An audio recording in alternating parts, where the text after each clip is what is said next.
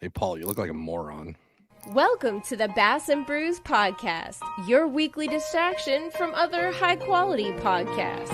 And now, your host, Alex from Swamp Rat Fishing, and the co-hostess with the mostest, the Jabberhammer, Paul Roberts.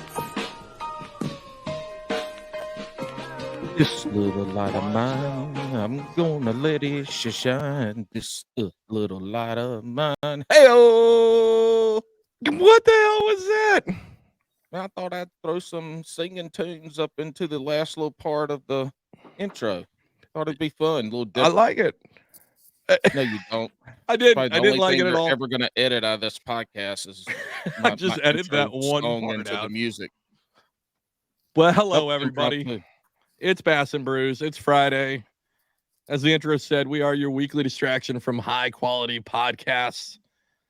Tonight, we've got Wes Richardson. You guys probably know him because he was on the event one of the Queen City Kayak Bass Fishing Trail. Queen City Chronicles. You've already See, now you fucked it up. Or No, you did. But You're the because one you that fucked it it's up. just like everything else. You name it, And then you I do forget. it, and then you fuck it all up, and then you be trying to change it and mess it up, and then I got to come in and save it.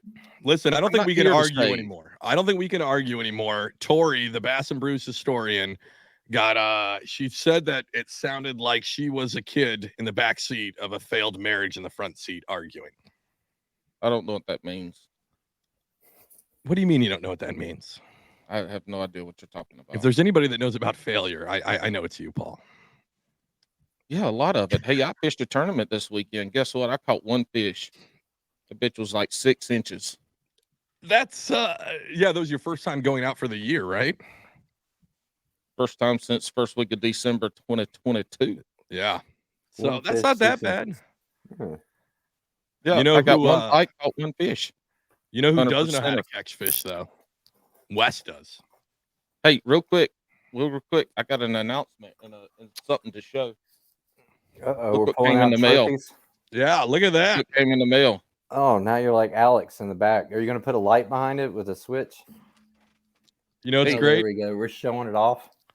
You got to listen. This is special now. Okay. This is all right. I got my. This is 2 years in a row. Bass and Brews has won big fish of hook set hoodlums. Oh 2 no years in a row. shit! Oh, it's a real Yep. thing. Okay. It's a Oh, real yeah. thing. Oh, yeah, it's Real not a fake thing. trophy. What do you think? I'm Got 'em carrying on fake trophies, Wes? Amazon. I don't know. You guys look so proud. Look at you. Look at this. sitting This there. is the 2021 Hook Set Hoodlums champ and Paul's 2022 champ. That's okay. All right. Hey, and this is like nationwide. I caught the biggest fish, and I caught it like the third week. I think the third week of February last year, and held on to it the whole year. Yeah. Well, congratulations. And I got this badass old man hat, hook set hoodlum hat that came with it. So I appreciate you, Ken, Bill, that other guy nobody knows, Harold. All right. Well, that's a great announcement. I don't know which one's going to take it. Paul is not starting off the year well. I don't think that 6-inch bass is going to help us. So maybe I'll take it in 2023, and we'll just alternate years until they rechange Hook Set Hoodlums to Hook Set Hoodlums, a Bass and Brews brand. There How do we go. get signed up for this hook set hoodlum? What is this? It's our promotional staff Okay. thing that we're in.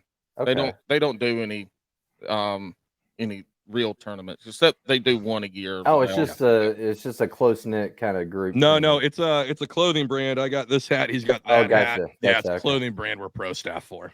Oh, They're awesome, okay. great group of hoodlums, and they are fantastic. Nice. So, for the perfect segue over, Wes, how are you, buddy? I'm doing good, man. I think last time we were here, y'all were making fun of me for my ninth place, and y'all were showing off your hardware. So I don't know if y'all can see in the background. I went ahead and put up my first place finish hardware for you. I like it. It's a fun. white piece of paper on a white wall. Yep. First that a- place What is it first place for? for catching fish. Nice. It looks hand drawn. Did you make that award yourself? Nope. Who? That was It's the hard to South Carolina club. I got you. Nice. It's hard to see from here. Like You know, Yeah, okay, I drew it. I I'm drew oh, it. He okay. did I- draw it. He did I had- draw it. Stuff on my walls the last podcast, and it's all come down. So I'm like, I need to put something up there. So I put my first place finish for you up there. Well, I'm we're colorblind. It's hard to see it. I packed up my ninth place finish Yeah. already for the move. So there you go. Just for you guys. well, it's great to have you on. If you guys again, Wes was part of the Queen City Chronicles episode 1 for 2023. And he's such an awesome guy that and he kind of fits our brand, our special brand of BS. So we figured we'd bring him on for the full show. And we're stoked to have you on. We're ready to kind of dive in. And he'd be making money. I mean, he just came in second place, which ain't first, in the monthly. Dude, that was a struggle, man. Did they tell you, like, did you read, like, what happened with that second place finish? No, No. I like TikTok. I don't read shit. I listen and scroll. I do too. I watch your y'all look stuff all the time. I don't know how you do it. You find a sausage in the grocery store, point a camera at it, and say y'all look, and you get thousands of views. I don't know how you do that. I got to come up with a catchphrase. Hundreds of thousands. Listen, and you tens could of thousands. just be like primary jump master and just steal it all together because his last 5 TikToks, he's just looked at stuff and gone, y'all look. Y'all look. Hey, I no, love Tony, but you're stealing. No, steal it. Y'all use it. That'll help. It'll help make the brand right there. It's hashtag y'all look. YALLOOK. Y'all look. Yeah. So What? So tell us about what the hell happened on the monthly that you, because you posted, if you ain't first, you last. yeah, I'll have a video on it Friday on my channel. But so it was an online tournament for the month of February with another club, and then I fished the Queen City actual 8-hour tournament on the lake. And so it was the same lake for both clubs, so I could double dip, right? So I think I caught like 70 something inches, like a 19 and a half, 19.75. And everything was great. That put me in like first or second place with the monthly, right? And so I got home, submitted all the fish, and then I realized later I didn't actually write the online club's ID on my thing. So all of my fish were disqualified. So I basically had to start from scratch with having that 19.75, So I went out the weekend before last, and I came back. I only caught 4. They allow a 5 fish limit, so I caught 4, and that put me in like third or fourth place with only 4, not even having a 5th fish. So this last weekend, I need to go out and catch 1 fish at 11 inches to basically be in second place, and I got it. I got like 17.25. So basically tied for first, but but my biggest fish when I was in the tie was bigger than the guys. So that put me in for the win. Well, last night of the online tournament, this guy went out there like 9-10 o'clock at night, put in a 19-inch largemouth bass. And I'm laying in my bed in the dark looking at it. Like, holy shit. Did that just happen? Like, did you throw your phone? All that. Did you throw your phone? Did you throw your phone? You know, when I looked at it, my stomach kind of dropped, and then I grinned a little bit. I was like, if you had to get your ass out there like that late at night to catch me, there's something kind of, what I mean? It's like, kudos to you, bro. What happens if he caught that fish like 2 days ago and he's just been holding on to submitting it just to mess with you? Well, he did well because it worked. But what was the kicker? I'm sitting here watching his leaderboard. He was in first place, but he had this fish that he put the hand over the eyeball. And that's automatically disqualified. They didn't DQ it. So I'm sitting here going, that don't count, that don't count, that don't count. And all of a sudden it went away. And here come the 19 to take its place. So, yeah. Man, heartbreak. Yeah. But he's a hammer, man. I was, like I said, I would rather lose that way than to win by a DQ, if that makes sense. You know what I mean? The guy went out there. Yeah. I think, what was it? Was it Sunday night? All that wind and everything we had? Or was it Monday or Tuesday night? They had like tornado warnings. But anyway, yeah, he was out there. Who was it that won? Penn. Oh, man, I want to mess it up. Yeah, Vang, wasn't it? Maybe a relative, because I think they got the last name. But hold on. It was no, it wasn't Austin. Who was it? That's what I was thinking. It was Austin. Ped was his name. Ped. Ped Vang. Yeah, he was the first place guy. Hey, that's dedication right there. Get Hell that yeah. monthly.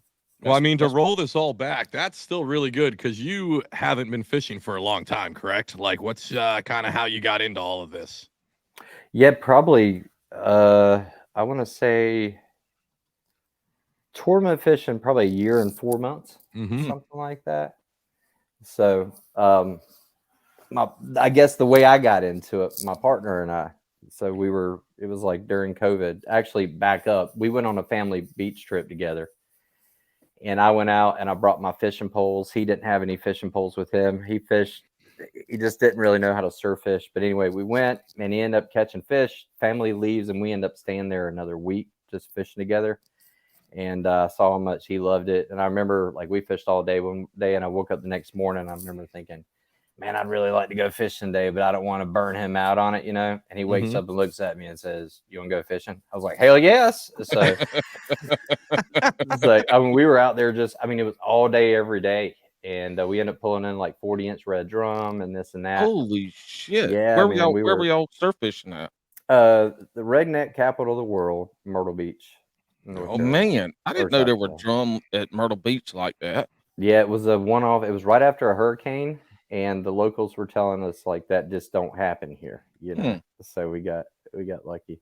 So, but we got back home and we kept fishing. I was showing him how to catfish around here like we do. He's from Michigan, so it's a little different. You know, we've got these big flathead, nasty ass catfish around here. They don't have those up north, so I kind of showed him around with that. And we started looking into bass fishing. So we were out at the bank catfishing. We would be throwing over to the side trying to catch some bass. Didn't know what we were doing. And eventually we just ran out of bank.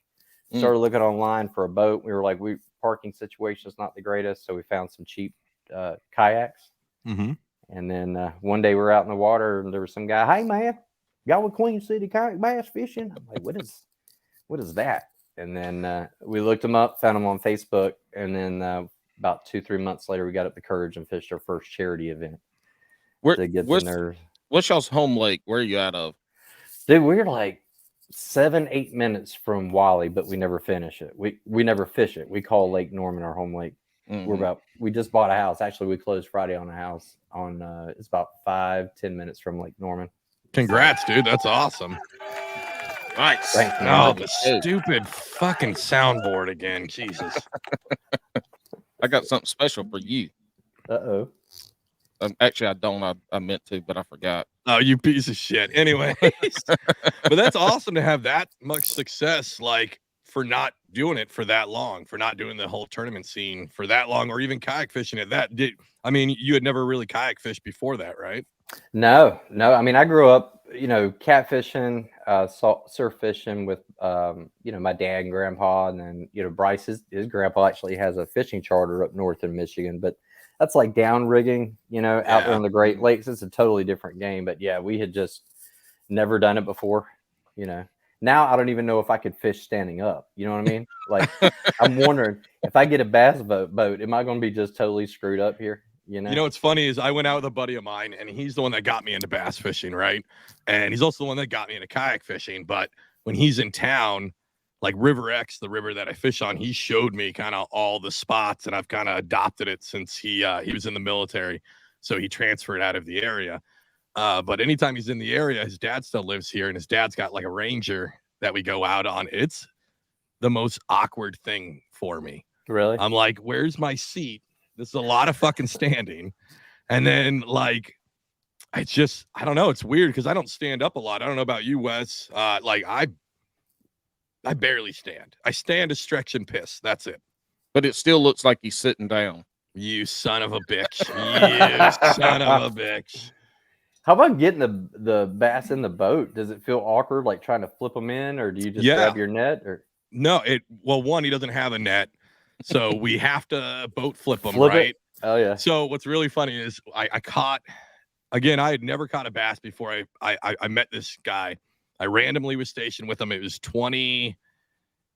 I'm fucking old now. I'm trying to remember dates here. Yeah, it was 2017.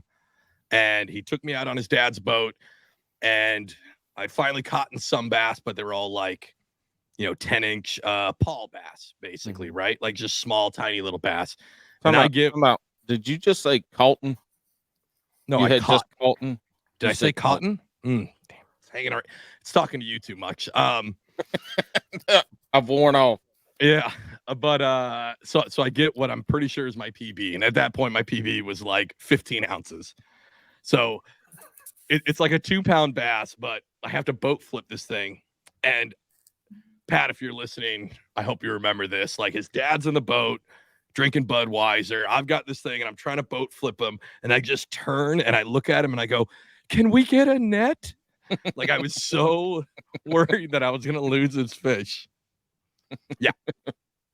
Not my proudest moment, but I was excited because at that point I'd only caught like dinks, and this is the first. Like this is the Hell first yeah, I would bass have that. given it. Damn, I'd be like, give me a net right now. Oh yeah, no, see that's very authoritative, very assertive. I Okay. did not. No. That's okay. I did not do that. I trembled. There was like a. Oh, Can we get a net? Like okay, I get it. yeah. For this 2-pound bass that I was so yeah. But And then now he got the courage up to start boat flipping fish in his kayak because he lost his net and he boat flipped a jackfish that came and smacked him in the mouth and the leg and cut him all up. the best was re-looking at that footage, and I didn't get the best of angles on it, but you can definitely see where I flipped that thing into my head. And right, like if you go frame by frame and zoom in, you can see where the pickerel moves his mouth and cuts my line at the same time after I got slime all down me, and then he breaks off. I was so pissed. That was easily like almost a 5-pound pickerel. That thing was a beast. I think we call them northern. When I was in Michigan, we called them northern pike. Am I talking the same thing? Different You're talking fish. about is it a different species? Yeah, Okay. so northern pike is the big. That's like a pike. Okay. Chain pickerel. In the south, they call them jackfish. Up Okay. north in Michigan, they actually call pickerel. They call walleye, I think, pickerel. But the fish I'm talking about is the chain pickerel. It's like Okay. a smaller version of the pike. Super survivor, lives in trash water. Hyper aggressive water wolves. They are amazing. Okay. Delicious. I think I've caught them in South Carolina. I mean, Yeah. don't we have pickerel? Yeah. Okay. Yeah, Yeah, 'cause they're it's gonna be a basically it was like a jackfish. pike with just less colors, right? It looked identical, it just didn't have Yeah. all the rainbow colors. Yeah. No, usually they're like green, and the big way to tell is they have a black line down their eye, like a tear that comes off of their eye, basically. Oh, okay. Like they a gangster fish. I was about Yeah. to say I didn't check to see if they had murdered anyone. Like that. Well, I mean, they're gonna have Teardrop. multiple bluegill that they've destroyed. Okay. Yeah. But Yeah, anyways, you definitely back caught them down here in South Carolina. But to again, the most, topic. Pickerel. Yeah, most pickerel, people won't call them jackfish. Well, Nobody depends calls them on who you ask. jackfish. But yeah, it's weird. It's awkward from a boat now. I'm with you. How often do you actually stand? Because well, first let's start. Like, what kayak do you have? So I started out. I don't even want to mention the name of this kayak. It came from somewhere not here. And, Okay. I didn't know anything about kayak fishing. This is Sure. right when COVID hit. Nothing was in stock, Yep. Mm. and I Yeah. did what everybody does. I looked at a $4,500 Hobie, and I was like, "That is ridiculous. Who would pay that much money for a kayak?" Right? I Yep. did that, and then I got the $12.99 13-foot banana boat thing out. And yeah, so I started out with that. It was great. It's Brooklyn Kayak Company was the name. But as much as we fish, like we're not married, we don't have kids, obviously, right? These things just started falling apart. And then, like I still have parts coming in the mail. I've had my Hobie for like 8 months now, and these parts they keep coming in, But it was a good starter kayak, but it was 13-foot long. But now with the Hobie, I've got a pro angler now, and yeah, I get real excited when I hook a fish, and I'm watching a little bit too much like Christine Fisher. She's out there standing on the tip of her kayak. Yeah. So every now and then I'm standing up a little bit. Sometimes I'll see a boater. I'm like, let me show him, and I stand up and act like I'm doing something. Have you ever stood up on the front? No. You gotta try it. I've tried it a couple times. I can do it in the old town. Have you really? I can't tell if you're messing with me. You stood up on the front of a Hobie? Okay. No, me? No. Yeah, I have. Oh, No. you have? Yeah. There's no way. There's no way that thing's gonna hold your bulbous body.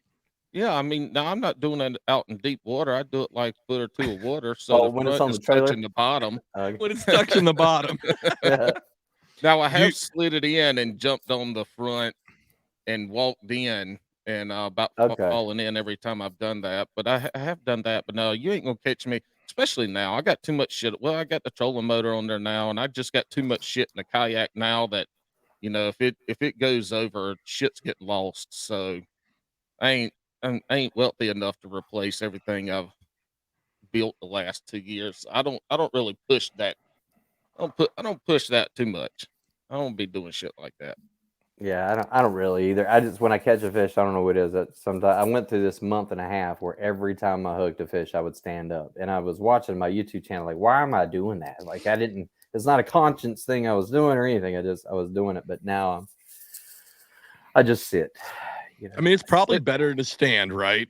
Initially to get them close, so you keep that leverage, you keep that tension on the fish. Because I do feel like it's easier to lose a fish because we are sitting down. And we're losing that momentum as the fish pulls the boat closer. So your rod tip being higher, even with you standing, I mean, maybe would have you keep it, but yeah. I tell you what, though, I don't know. I like to.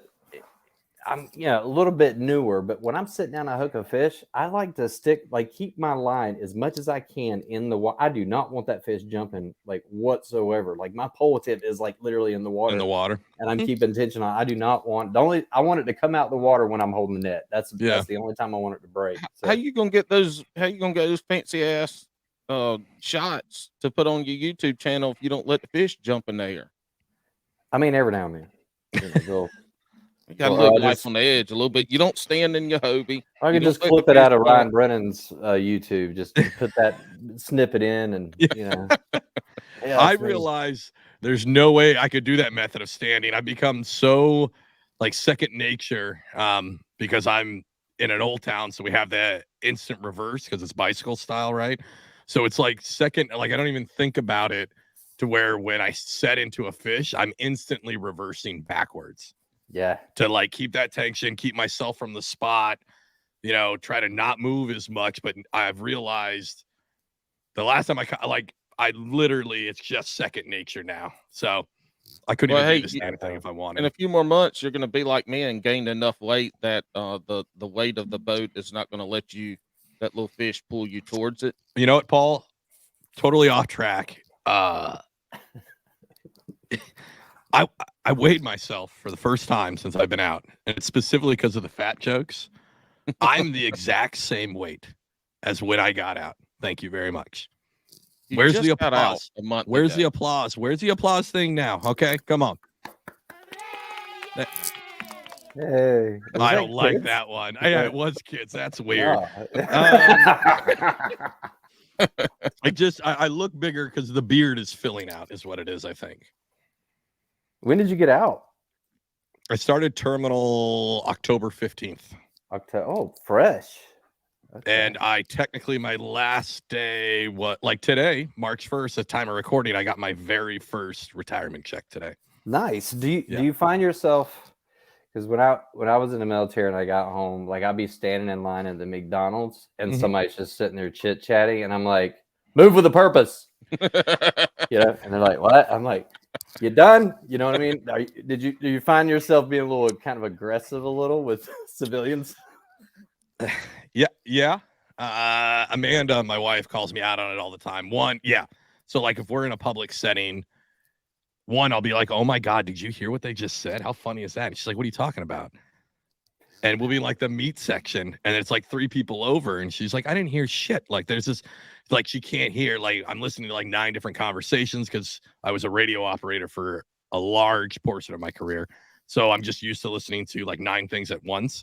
But yeah, and then when it comes to moving that cart, like in the grocery store, I'm that close to knocking over old ladies. Like I'm driving that thing aggressive. Like I've got places to go. But what's really funny though, is then once I get in the car, I'm going to do 5 under the speed limit because I am a shitty driver. So If it's a boat, I'm fine. If it's a car, not so much.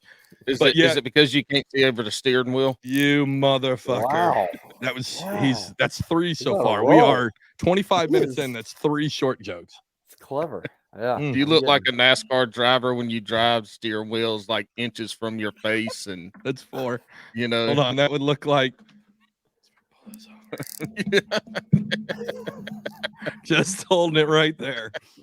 If y'all are listening and not watching, you need to go watch at the 25-minute mark, 25 minutes and 22-second mark to see what he just did. I think it's weird. It's funny you brought it up because there are like weird things that I've noticed. Like as I'm trying to transition fully to a civilian, right? Like this is 20 long years of living that military culture. You served as well, right? Did you have any issues with that? Mine was looking for my weapon when I didn't have my weapon. What branch were you in? I was in the Army. Okay. Yeah, and for the listeners that don't know, when you land in Afghanistan, you basically have your weapon before you get there, and you carry it with you for a year. You sleep with it, you go everywhere with it. So when you come home, you hand it, or you get back to garrison, you hand it in, and now you feel like something's missing. So when I came home from vacation, Mom heard me like rumbling around in the room or whatever in the middle of the night. And she comes in there, it's pitch black, dark, and she cuts on light, and I'm crawling around the floor. And I look up. She said, "What are you doing?" I'm like, "I'm looking for my weapon." Yeah. And she's like, "Honey, you're home. You're home. You're home, honey." I'm like, "Oh shit, yeah, that's right." There's a few of those. I didn't have the weapon thing, but for the first 2 months being home from this last trip, I was on the ship for a full year, right? I was a geo-bachelor on the ship, so I had to sleep in the rack. I didn't have a house over there. I just slept on the ship. And it's best way to describe it, I think it's like 2 feet wide and 6 foot long. It's a very tight space. That's what you have to it's called a coffin rack. That's what you sleep in. So when I came home, my wife was noticing that I would sleep on my side. And when I went to go to roll over, I would go up and then like this because you can't just roll over. Like we've got a king size bed. You got all this space, but when you're on the boat, you're very limited. So you'd have to like subconsciously like lift up, roll over, and then sit back down. Or sometimes she'll catch me if I'm sleeping on my back. I'll have my leg up kind of crossed because when there's heavy seas, that's the best way to kind of lay so your stomach settles, and you put your leg up to make it so you don't fall out of the rack. You use that as like leverage on the other end. So I'll sleep with basically like crossing my legs across. Okay. Yeah, it's fucking weird. No, I get it. I get it. I was stationed for a long time in an Air Force base, and I just got used to hearing everything take off. And then when I got home, it was so quiet. I had a hard time sleeping. Or probably the biggest thing, I don't know if when you got out, did they send you to it was like a civilian transition courses, and they teach you how to be a decent human being and all this stuff, right? Yep, I was like, I'm not doing all that. I just get me the hell out of here, right? And I got home, and I was like, they gave me my last check or whatever. And if you think, like, as a single soldier like me, I was in a barracks, and I could go to the chow hall and get 3 meals a day, and I had no bills, right? And I come home, and I'm like, I'll just get a fun job as a dishwasher at a bar. Like, I was just drinking all the time, working my ass off, washing dishes. I remember getting that first check, and I paid my phone bill, and I was like, oh shit, like. I did not go for it at all. I was just shocked. I was like all this stuff was just, I don't want to say taken care of. We paid the price, but I was not ready. I was not I went from like high school to, civilian, pretty quick, but I don't regret it at all.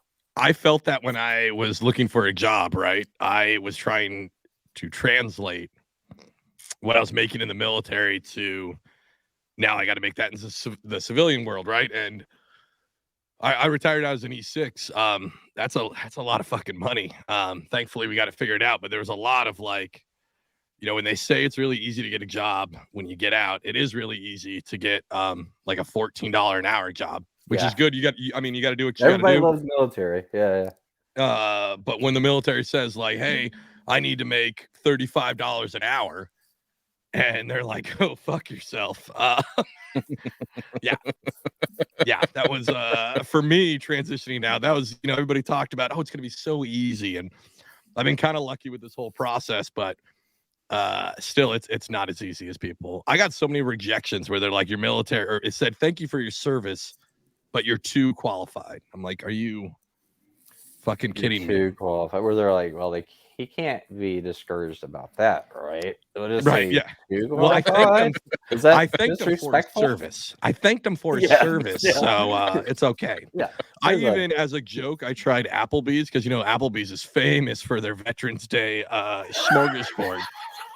And of all places I should post it, they thanked me for my service, and they promised to have a continuing support of the military community, and then denied me for having too much experience. We're going to continue to appreciate your service besides hiring you. And Well, honestly, the only thing Applebee's really gives to the military and veterans is an easy way to lose weight before weigh-ins, because you're going to get diarrhea like 5 minutes after eating their food. It's sex trash. Well, there goes that sponsorship opportunity. Shit. Yeah. Yeah. Hey, Wes, we hear a lot about veterans coming in, especially in the kayak world. We've heard a lot of veterans talk about how kayak fishing really saved them. They couldn't feel like they had a purpose. They didn't have a community or a group to be a part of. Did getting into kayak fishing feel any kind of void like that for you? Yeah, man. I don't think I've ever actually talked about this, but like when I got home, I had a little bit of a rough time. I mean, I really did. And when I was overseas, all we did was drink. I mean, that's all we did. Single soldier in the barracks, it's just all we did. And I came home and I tried for a while to continue that behavior. You know what I mean? And you can't do that, right? And so I remember, like, when I was drinking, like everything I do was like involved with drinking, right? Everything I did, like and it sounds silly, but like I used to like cutting the grass and drinking beer. I just, you know what I mean? Like just My go cut man. the grass and Hell drink yeah. beer, right? So I love that. yeah. So when I quit drinking, the grass got like 2 foot tall because I was Oh, like, shit. I can't go out there and cut this grass like soberly. But it took me a while to just figure this thing out. But I tell you, when I got into like kayak fishing, I mean, just something about being out there on the water and it's just you and the fish. It's you and the fish and the sunrise. I mean, that is the only thing that has ever been able to, I've fiddled around with like music, played several different instruments. I've fiddled around with woodworking, but fishing is really the only thing that's really stuck, especially kayak fishing, just that freedom of being out there. I've even looked into trying to help other veterans. But when you start looking online in these organizations, it's just kind of like you don't really know who to go to or what to do or who's legitimate. So you go to some of these places, they just say, hey, just send us some money. It's like, no, I want to take somebody out. You know what I mean? Heroes on the water. Heroes on the water. Heroes on the water. They are. I'm looking now to see if they have one in your area, but they are amazing. What's great about them is you can't start taking people out yet unless a veteran takes you out. Yeah, they're trying to prevent that whole sniper movie. No, it's just they want to make sure you're good, so you get to go out and enjoy a veteran taking you out. And I know you already know how to do it, but you do that a couple times, and then you can start running these events with them where you get to take these guys out, and it's a really cool organization. All right, yeah, if you could shoot me that'd be great. Yeah, but yeah, that really just, I mean, it. Especially tournament fishing, you can't get up. Well, some guys do, but you can't get up at 2:30, 3:30 in the morning and be just still drunk and trying to get to the boat ramp. I mean, you can, like I said, some guys do, but some people roll that way, man. That's how they fish. Yeah, and I tell you what, though, man, when you go out there and you try something new, like you do your research, you start trying to figure out these bass behaviors a little bit and the seasons of the bass, and then you make your own adjustment according to what you figured out, and you catch a good fish with it, like that feeling. I mean, there's not a drink out there like that. You know what I mean? And so it was easy to fill that. It was easy to fill that spot with that. So I think February 14th was 2 years, and so I think it was like 6 months, and then I got into kayak fishing. So yeah, nice. That's great. Yeah, and here I am on Bass and Brews. I was about to say, I'm like, man, when is it appropriate for me to take a sip of my beer at this point? I'm like, dude, No, my partner Bryce drinks. He sits here and drinks the little Truly drinks, the little fruity things that would just piss me off. Go ahead, Paul. Paul, pull it out. Oh, there it Get is. Bryce on the White Claw White Surge. Claw. It's got 8 alcohols in it. It ain't no Those things fancy drink. they're a higher percentage of 8. alcohol. Not It's like normally. drinking- The Surge is 8. That has more Yeah. alcohol than my IPA. Without the hangover and it doesn't make my gout act up. You were gout. talking about like the not fishing. So like obviously I drink I did create Bass and Brews, right? But I don't ever drink when I fish. And I try to like limit it the night before. Like if I know I'm going out on Saturday, I'm not gonna go rate. There's nothing worse than like summer fishing, right? It's like June, July, and you tie one on a Friday, and then you try to go out Saturday morning, and it's like 10 o'clock, that sun starts getting up and that humidity starts sinking in. Like that is the worst feeling, being hungover during that. I don't even mess with it. Like exactly what you said. Like I know a lot of guys that'll have beers or whatever, and good for them when they're fishing, but like it's like a calm focus when I go out. It's like a ultra, just focus on this one thing, catching this stupid green fish and catching as many and as big of them as I can. Just, I don't need anything else at that time. If I wake up and tie one on and I wake up and feel like shit, then I don't have to worry about feeling like shit if I don't catch no fish that day. That's how I think about it. Wait. So you're saying that I already feel like shit, so I ain't gonna get no worse. So you'll do it hungover and then just roll hair of the dog into it. Is that what you're saying? Sure. Yeah, I hadn't eaten no dog hair in a while, but I guess Is it hair of the dog? Yeah. Like when you drink to recover from a hangover. Yeah, that's the best way to cure hangovers. Yeah, no, I can't do that shit now. I can't. If I get tie one on the next morning, I feel like asshole. Yeah, I can't drink. We got to let that shit roll off. But pedaling, getting out there and doing some exercise that morning, it will. That'll kind of help you out a little bit. I will say the best hangover cure, hair of the dog, is about 50% right. It's I had man, I don't know the right way to say it. I perfected this through my time in the military. I guess I'm technically out. We learned how to drink. Yes. So the best way to do it is get friends with a medic. And what you do is you get your medic to hook you up to an IV bag. There you go. Right? And then as the IV bag is working, you take 2 shots of your favorite hard spirit. No more, no less. 2 shots and a full bag of IV. You're good to go. And that could be even when you're in a duty status. Like you could be, being the officer of the day on a boat, and you're back from a bender in Mexico. And, you put your dress uniform on, you take the watch, you go right to medical, hook that IV up, 2 shots, you're good to go. That might be the best piece of advice you've ever given on this show, Alex. Listen, we shit on the show that it's not educational. We just changed that.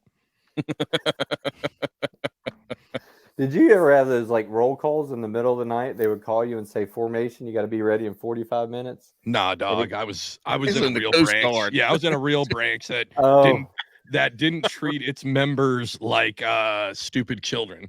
Okay. So the big difference is you guys are so big, we're so small. So like we could do that, but no. Yeah. One we don't have. So the Coast Guard is different with how small it is. We didn't have barracks. Like there's only like 3 places in the entire Coast Guard where you're forced into military housing. Like 95% of the Coast Guard lives on the economy, gets BAH. And that's even at the E2, E3 level. Like everybody lives on the economy. Nobody really lives in housing except for a couple places. Unless you really want to. Yeah. So there's no like random like show the fuck. No, we don't. Dude, they used to do it could be 2 o'clock in the morning, could be 3 o'clock in the morning. And you always I would always be buddy with the first sergeant's admin, and they would just tell me, hey, we're doing drill tonight. Like, don't be going out and getting too twisted. I'm like, all right, thank you, appreciate it. This is on like a Saturday night. It could be. Well, they wouldn't do it on Saturday, but like a fucking Thursday night. Yeah, they could do Thursday night, and all you're of a sudden, off duty. Yeah, you're off duty in garrison on the post, and all of a sudden you've got to be in formation and uniform in 45 minutes. It's just a drill we do in case we got to get the hell out of here. You know what I mean? And I show up, and we're all standing in this barracks room, and I hear a first sergeant. He's from North Carolina. Who been drinking? Who been drinking? It's better alcohol. And I'm like, oh shit. I'm like trying to hide over in the corner. Like, who's doing it? Who do it? And I'm like, I'm refusing to just be honest, right? I do not want to go to the military police at this point. I'm hiding over in the corner. And he's like, well, screw it. Nobody going to own it. We're all going to take the breath out of the test, and so he calls the military police over, and they had these little, I've never seen them before, but you blow up a balloon and you attach the balloon to this little straw. Yep. And you release the balloon, and then that straw will turn like a certain color if it senses alcohol. So they gave me my damn balloon. I'm over in the corner. I'm going over to my buddy, like, hey, Simran, man, will you mind blowing this balloon up for me real quick? Just, you know what I mean? And then so he blew it up for me, and then I passed. And so first sergeant sent over 20 of us. He still hadn't figured out who it is. He's like, fuck it, we're gonna do it again. And I'm like, you know what? My bad, first sergeant. It was me. All right, let's go. Yeah. Was that like everybody, or was this just underage folks? It was all enlisted. Well, like all the way up to like Europe, the E6 level? Yeah.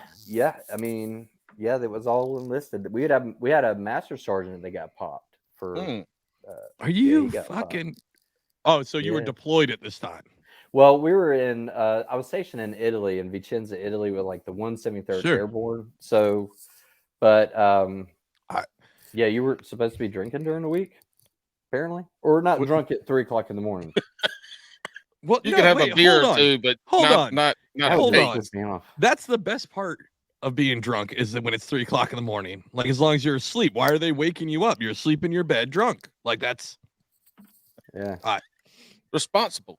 Yeah, I used to take like vacation, and I didn't want to go home because I was in Italy and I couldn't afford a plane ticket, right? And all my buddies be like, and I'd be up from the night before. It's like 5:30 in the morning. I'm in my barracks, still drunk, and I got my drum set in there, playing the drums, and here comes the soldiers like running, and shit, and everybody's like, what the fuck is going on? And I get a knock on the door, and I'm like, it is, stand and pray rest. And it's like the first sergeant's like, Richardson, what the fuck are you doing?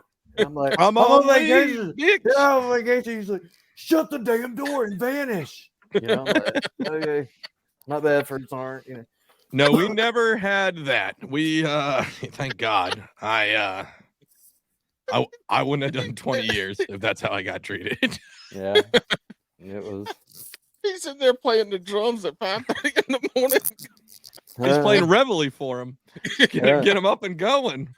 Yeah, man. It was. That's like I said. I remember when I first got to Italy, is where I was stationed, and I was like 18, 19 years old. You can drink over there on base when you can buy alcohol. Like, I don't know, 18, I guess, whatever. They give you rations and stuff. I mean, they encourage it.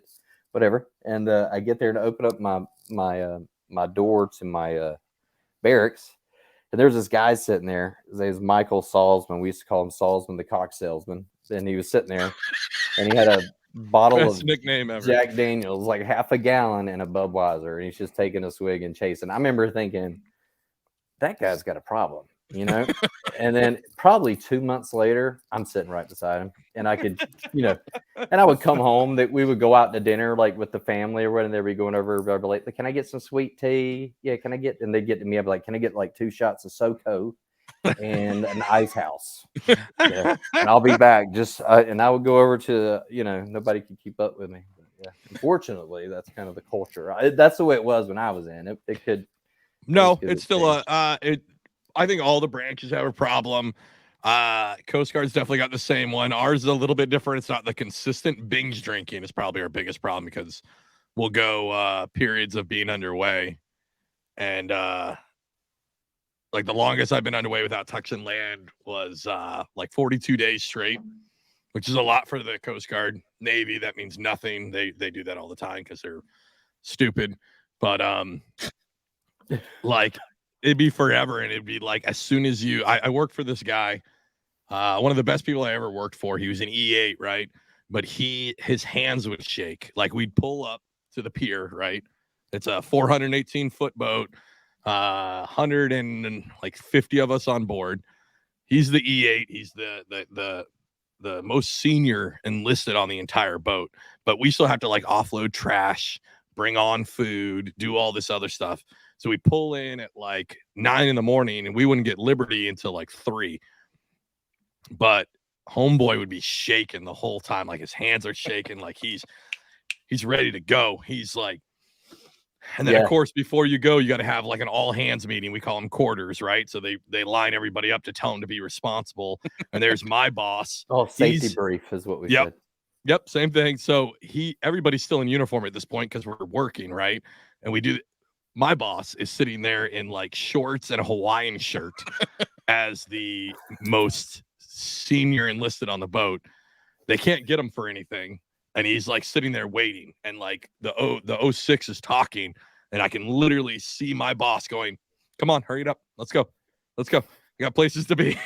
And he'd be waiting there with his backpack, like ready to go. And he's like, he's got the itch. He's got to. Yeah. And I was like, what's up? Where are you going? He goes, I don't know. Where are you going? I'm like, are we leaving early? And he goes, if you fucking get dressed quickly, you will. I'm like, all right, well, shit, I guess I'm getting off the boat. I imagine Tweeter from Varsity Blues when they're in the locker room. He's like, boys, I'm getting fucked up tonight. I'm getting fucked up tonight. Again, one of the best people I ever worked for. But that's kind of the culture it is I think all the branches, except for maybe the Space Force, have a drinking problem. Too old to sign up for that? I was like, I wonder if I could maybe raise my hand and say, hey, is that something like, what are you going to do in the Space Force? What did you do in the Army?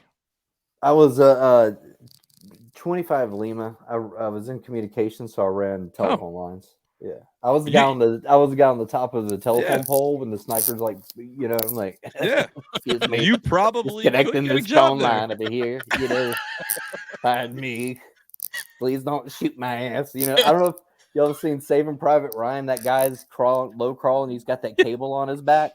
That is my job. That was my job title. Cable systems installer. And then you get to climb up onto this 50-60 foot pole to do some phone line work. Please, God, shoot my ass. Who's gonna climb that pole and connect us up? Shit. How'd you find the pole? Did you have spikes, climbing spikes? Gaffs. Yeah, we gaffed the poles in training, but we didn't use that. So by the time we got to Afghanistan, that was already done. We had a Burger King there. We had already established comms. They were like, Richardson, just what can you do? I'm like, I can drive real good. I'm from North Carolina, a NASCAR. So they made me driving on dirt roads, sir. Yeah, and I did, man. They made me like their lead driver. So that was my. I'm just picturing. Like maybe they wouldn't shoot at you if you would just not disconnect their cable. You were like the cable guy disconnecting. Yeah. Like the Taliban just wanted to watch Comedy Central and you kept disconnecting their cable. As you then got done with the job and had a Whopper. They were really mad about that. Dude, I tell you what, man, I was there with the 173rd Airborne, and these guys jump out of perfectly good airplanes. And you can like visually recognize them because they wear this beret that's maroon. Don't say red. Oh God, it's not red, it's maroon, right? And they're just hard ass guys, right? And I was the only one that wasn't airborne. My beret was black, right? So I just got a lot of crap. They called me a leg, is what they called me, right? Wait, are you saying your beret? Is that what you're saying? My beret, yeah. Okay. Yeah, it was black and not maroon. But everybody, like thousands of 173rd Airborne, I'm the only one that's not. So, but they would talk shit to me. But when we got to Afghanistan and they learned that I could run a Cat5 Ethernet cable to their tent or their cot, and they could talk to their family every night. Oh, brother, now I'm just the shit. So I was like the most popular guy in Afghanistan. Like Richardson, man, I remember Snicker bars, my mama sent me a whole box of them, if you can run them telephone. I remember back in the day, the first ship I was on was commissioned in 1942. So to say she was old, she was old. Like, yeah. And she didn't have SATCOM. So we just had HF radio. So super long distance, but I got pretty good at it to where I could bounce signal and I could get ESPN radio off like the main things. So as a young aspiring E4, I would charge the super muscle. Usually it was like Alabama fans, right? Like they wanted to listen to look at Roll Tide. I want to listen to the game. And I would charge them $20 to come into this classified space to sit around this radio to listen to ESPN. And when my E7 came in, he was just like, what the fuck is going on? Like, you've got a cook, 4 engineers, and a boatswain mate that are all like knuckle dragger idiots. And they're listening to a football game. And I was like, well, I figured this. And then it's like, okay, but why are they here? And I'm like, well, they paid $20 a head. I can't kick them out. And he looked at me and he's they like, paid to get in, sir. Yeah. And he was just like, well, they didn't pay $20. They paid you 10 and they paid me 10. And when they're done, don't fucking do it again. So I just had to split the profits. It wasn't that big of a deal. Yeah, it was pretty good. No Article 15, just split the profits. We're good to go. It was funny as shit. But everybody's like, whoa, how do you do that? I was like, I'll set something up. And I remember I rigged that boat, a whole system where people could listen to ESPN. And I was like, this is the coolest guy in the boat for like 12 minutes till I vomited in some dude's shoe. Yeah. Port calls, right? Like you were talking about, like it's sustained. Your month of drinking, we'd have to condense into 3 days. Oh, because we're underway. Yeah. So, there was a lot of. Do you get offended when people call a boat a ship or something like that? Is it one if you're not supposed to say boat or ship or something? The Navy gets offended when you call anything a boat, because for them a boat would be a lesser thing. The Coast Guard, we have cutters, like that's the technical term. A cutter is a ship, but I call them boats or ships. Some old school coasties get pissed when you call it a boat, because a boat means a small boat, and the Coast Guard's been dealing with being lesser than the Navy forever, which I think is like the funniest thing, because I really feel like it's made up. Every time I did a month on a Navy destroyer, an Arleigh Burke class destroyer, I did a cross deck thing. Like, we're all sailing together. They sent one Navy guy over and he lived on our ship, and I got sent over to this ship. What a fucking shithole. It was awful. And every time I talk to people and they're like, well, what's your watch rotation? And I was like, I stand one 4-hour watch a day. And then I have a 6-hour work day. And they're like, what the fuck? Like, that's it? I'm like, well, what do you guys do? They're like straight 12s. They just do 12 hours on, 8 hours off. Yeah. And I'm like, no, we don't do that. Like, and it was just like the whole feel. So I feel like it's a made up thing, because once the Navy comes over to our ship, like, they're like, holy shit, this is amazing. Like, we'll bitch about the food and they're like just loving it, because it's not like canned Navy beans poured over rice. And even though our cooks are trash in the Coast Guard, except for wins a Kayak. He's my the only hope for the CS rate in the Coast Guard. But yeah, it's weird. You can say whatever you want to say. I don't. No, I wasn't. Yeah. I wasn't going to do that. Thank you for your service. I was just going to say when I was in thank you for your service. Hey, yeah, I was in circle jerk all the way around. Yeah, man.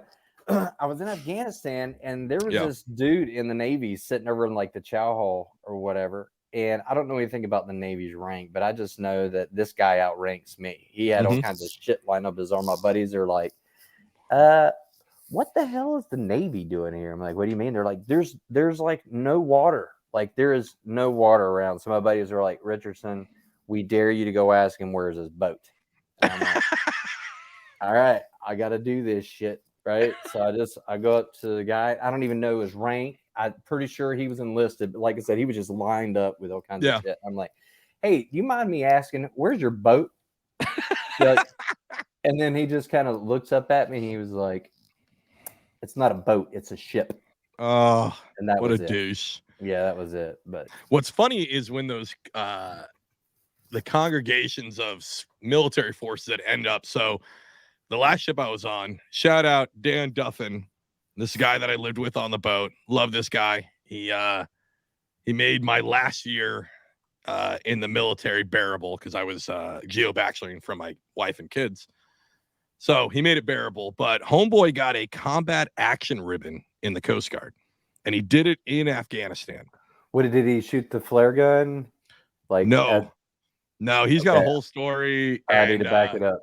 The side note would be so he's an intelligence specialist, and he was working with a bunch of Marines at a forward operating base that was about ready to be overran, and he took arms to defend that base. And it's fucking crazy, but it took him 4 to 5 years to get the combat action ribbon, because they were like, there's no way the Coast Guard actually did anything in Afghanistan. And literally he was being told, like, where's the nearest fucking water? And he's like, that's not, how do you guys not know I'm there on your property? Like, it's fucking crazy, but it's weird how you get that, that weird hodgepodge of services. Well, you saw me about to run with it, right? And now I realize, oh shit, he's actually a war hero shoot here. The like I was about to, about to go. I didn't realize he actually kicked some ass. Like I. So what's funny is when he told me he was getting it, and he's my boy at this point, and I was like, "What'd you do? Like not fuck the blowhole on a dolphin, and you're getting a ribbon for that?" And he was like, no, I mean, it was kind of serious. And I was like, oh, it's kind of serious. So you went into a whale's butthole and got the best intel. Because like intelligence specialists, I make fun of them all the time, because some of them do some like next level shit. And that's like 25% of them, but 75% are doing fisheries intel, which is like, I call them Aquamen. Like they go to the docks and they're like, who's hurting you, fish? Tell me. Right. And that's basically what they do. And so I tried to go that way. And then he told me the whole story. And I was like, yeah. Yeah, I fucking deserve that. And he's like, no, I let you run with it. Like, I'm glad that you enjoyed looking like an asshole. And he's like, no, I killed people. Like, I actually. Yeah. And then we made the joke of like, did you get in trouble with the Coast Guard for killing somebody? Because aren't we a life-saving service? So shouldn't you get demoted for that? Did I tell you guys how I got mine? My combat action, we call it a combat action badge, but tell us. So I was climbing around in foxholes looking for bin Laden, right? I'm just kidding. I was in my bunk like asleep, right? And this alarm goes off, right? This alarm goes off, and when that alarm goes off, that means, hey, somebody just shot a mortar in here. You probably need to go hide out in the bunker, right? So I heard the alarm, put my Kevlar on, I go in the bunker and fall asleep. They shoot another alarm, means all clear. I go back, take my Kevlar off a land band, go back to sleep. Next day, I woke up, get a call from First Hour. Hey, Richardson, come down here. That mortar hit within XYZ of your sleeping location. You need to come up here and get your combat action badge. And I'm like, holy shit. I'm like, are you serious? I love it. Is this really? And the thing is, like, they made me stand up there, all like the position of attention. And they slap it on your chest and they do all this. And right. And so I told you, I'm with all these airborne infantry guys. They've got maroon beret motherfuckers. Yeah. And here we are flying back, and they make you wear that shit, because once you're awarded something, if you do not show it, you are out of uniform. You have to have it. And I'm like, oh shit. So I've got it's a big son of a bitch. Like, it's like 4 inches. It's huge. And then you got these infantry guys. They got their freaking infantry expert combat shit with the reef around it. And I'm on the airplane. We're headed back to Italy. And here's like this infantry guy leaning on. He's like, so I see you got your little combat action badge there, buddy. I'm like, yes. He's like, what'd you do to get that? And like, I hated it, man. I hated it. Like, it's so funny for the retirement, right? I'm like trying to build. I was always, I don't know how the Army did it, but in the Coast Guard, you have the option. You have 3 options when it comes to ribbons in your dress uniform. You have full ribbons, you have top 3, or you have favorite 9, right? No, we only.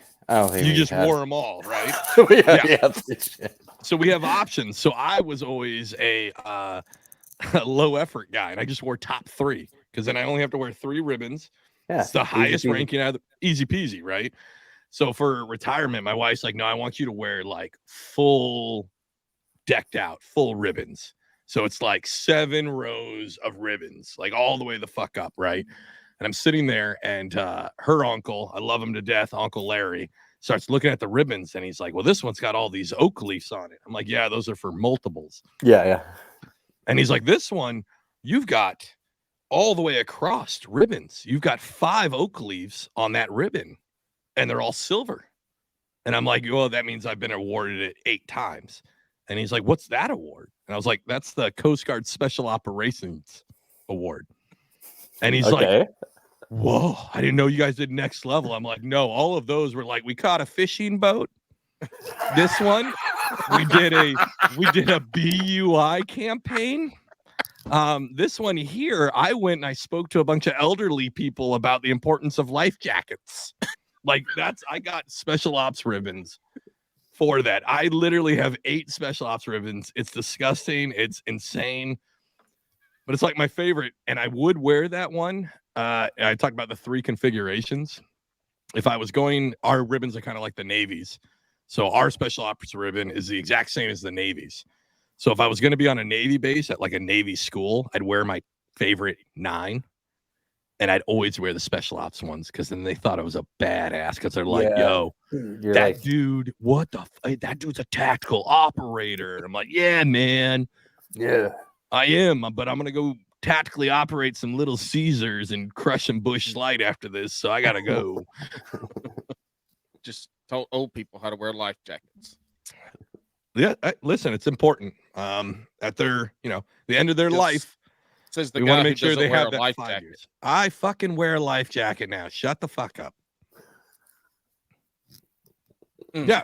We got radio silence, Paul. What do you got to say? I wear a life jacket. Go look at my YouTube. Do you want me to make my life jacket joke? Let's hear it. let's do it. So do you have to go get yours from the kids section? There it is. What are we at? That's number 7. Is it 6? 7. 7. Yeah. I feel like Alex is a little quiet tonight. It's like he's just waiting for an opportunity to attack. I'm sorry, no. Paul. Sorry, Alex, Paul. I was about to say. He's like, No, this waiting. is awesome. I didn't serve in any military aspect at all, and I love this. I'd love to hear these stories and shit. This is the most interesting I've ever been on a Bass and Brews episode. I think. Just listen to y'all tell stories and go back and forth about, what y'all done and the shit that y'all do. That shit's interesting as hell to me. I love it. Wes, do you find that weird when people say stuff like that?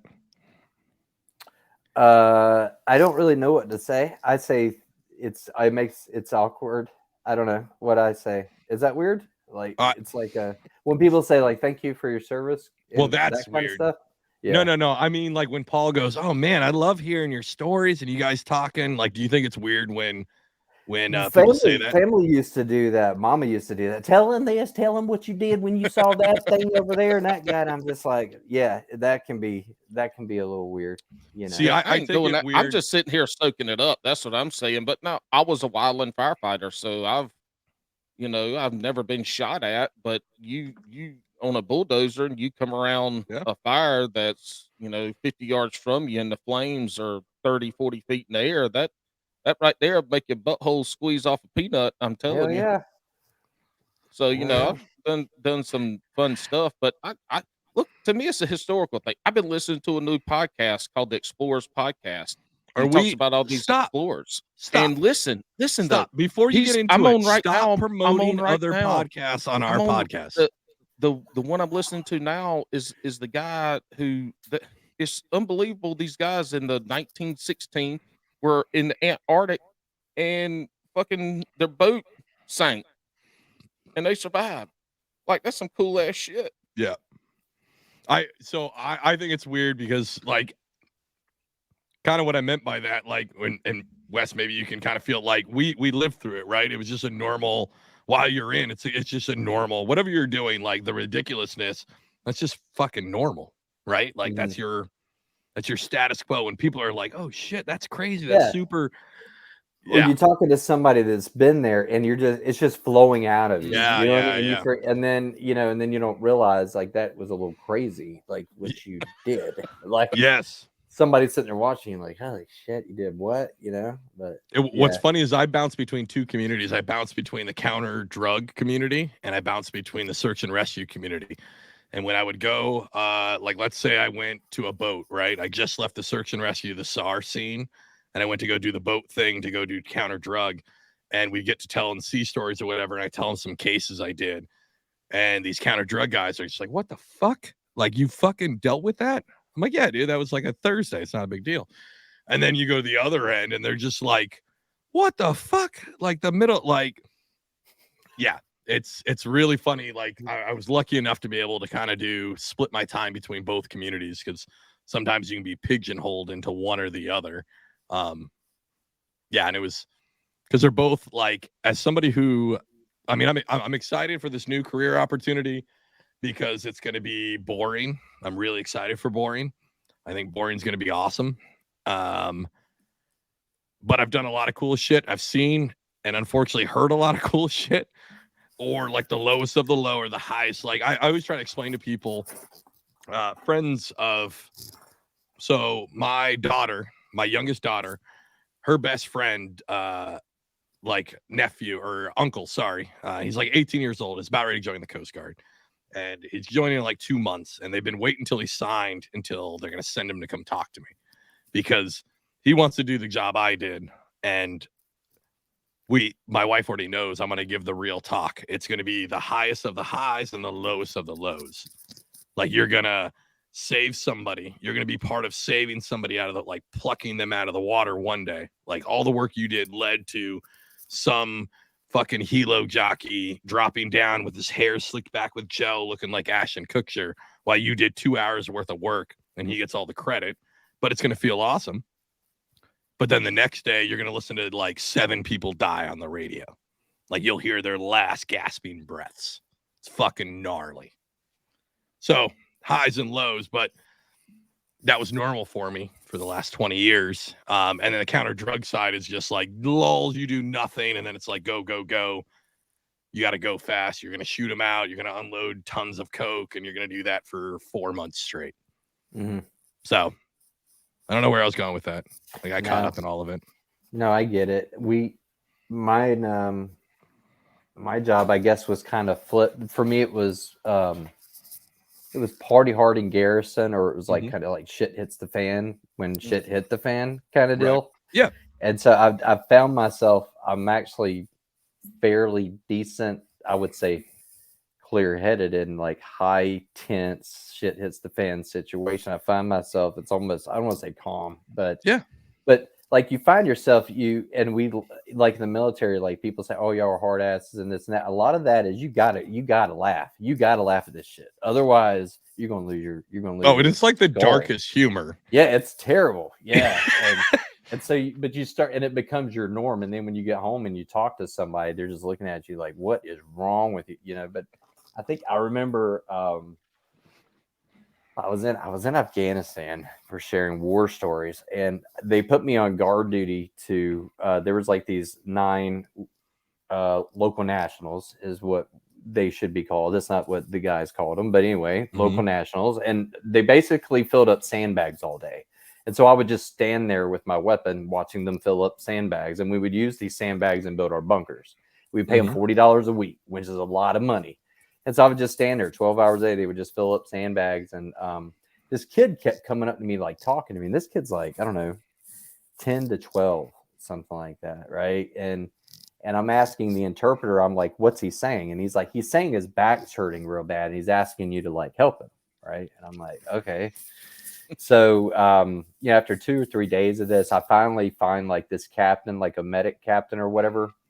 And I'm like, hey, I got this local national over here that I'm like watching or whatever. And this kid keeps coming up to me. He's talking about his back hurting or whatever. And the doc's like, yeah, I know. He's like, here's the thing. He's like, he's got gonorrhea. He's like, he's got gonorrhea, and it's spread to other parts of him. Oh, that's gnarly. Like, yeah. And he was like, the thing is, Wes, we're in Afghanistan. We don't have STD medicine over here. Like, we don't have, we have just the basic needs. And he was like, even the sadder part about this is he's either got this from an animal or someone has given this to him. Giving him all. He's like, that's the sad part. So that's I had to sit there. Gnarly. I know, dude. I had to sit there every day with this kid, and he's just talking to me about his back hurt. And he thinks that we're like, they would come up to me and they would ask me, hey, Wes, they would, and speaking pashto, I am like, that's kind of. They're not going like, "What's up, Wes? Hey, my dog was it?" No, hey, y'all look. Yeah. I need some gonorrhea medicine. Yeah, what like that? And he was basically asking me. He was like, "In America, do you have glasses where we can see through women's clothes?" Like that's what he asked me. Like he thinks that, you know what I'm saying? That's how far back, or Listen, he's got the right priorities. yeah. So it's a different world, but it makes, when you get home, man, you appreciate things, and with my current job, my manager used to tell me, he's like, we love hiring vets. And I was like, what's the deal? And he's like, they don't complain. He's like, you'll have these guys that they'll just get like right out of college and they'll just come into this job and they'll demand. They want the world handed to them on a silver platter. Mm-hmm. You've got this guy that just got out of military hires on, and he appreciates what he's got more, and they actually do more work, So anyway, I don't know where I was going with that. No, I mean, that's perfect Bass and Brews form, but you're absolutely right. Like I just did this job interview, right? And the lady was talking about, she's like, listen, you're going to have to deal with a bunch of critical timelines that are going to change, and it can be extremely stressful. I'm like, okay. And she was on the line, and then the actual head of the department, who is a veteran, was on the line, right? And she's like, yeah, all of a sudden our deadline could go from 6 months to 4 months, and then we're just in full emergency mode. And the head of the department, who's a veteran, goes, listen, this guy did 20 years. He knows how to deal with stuff that's like way more important than a 2-month difference in deadline. And I was like, yeah, I think I can handle. I have to work a little bit harder, just a tiny bit harder. Like, what kind of emergency are we talking about here? Like, I don't want to talk extra, about or is the printer out of ink, or exactly? Like, is somebody drowning? Like, before Alex finally got on way on his last boat, it took him forever to get, and he sent me a picture, and somebody had written in lipstick or something. What the hell was it on the mirror? On the mirror, Alex, it said the shitter's broke. No, it said shitter used to be broke, now fixed. Yeah. So we were in dry dock, written in like lipstick or something, or shoe polish pencil, or something, grease pencil on it. So we had a totally random story. We barely in full Bass and Brews form. We're going to continue the tangent. Bass and Brews has turned into 10% in 2023. Bass and Brews has turned into 10% fishing, 90% life. Hopefully people like it. Well, this is probably a good thing, because neither one of us really know. We don't even know 10% of fishing. No, so luckily we bring on good guests who do. That's right. But so we're in dry dock, and that's when they pull the whole ship out of the water, and you're supposed to hook up sewage, and they didn't. So people were shitting in this toilet and then going to flush, and it didn't flush. They just kept pooping in it. Yeah, they just kept pooping in it. So at some point, somebody finally said, hey, this thing's full of shit and piss. We should probably stop pooping in it.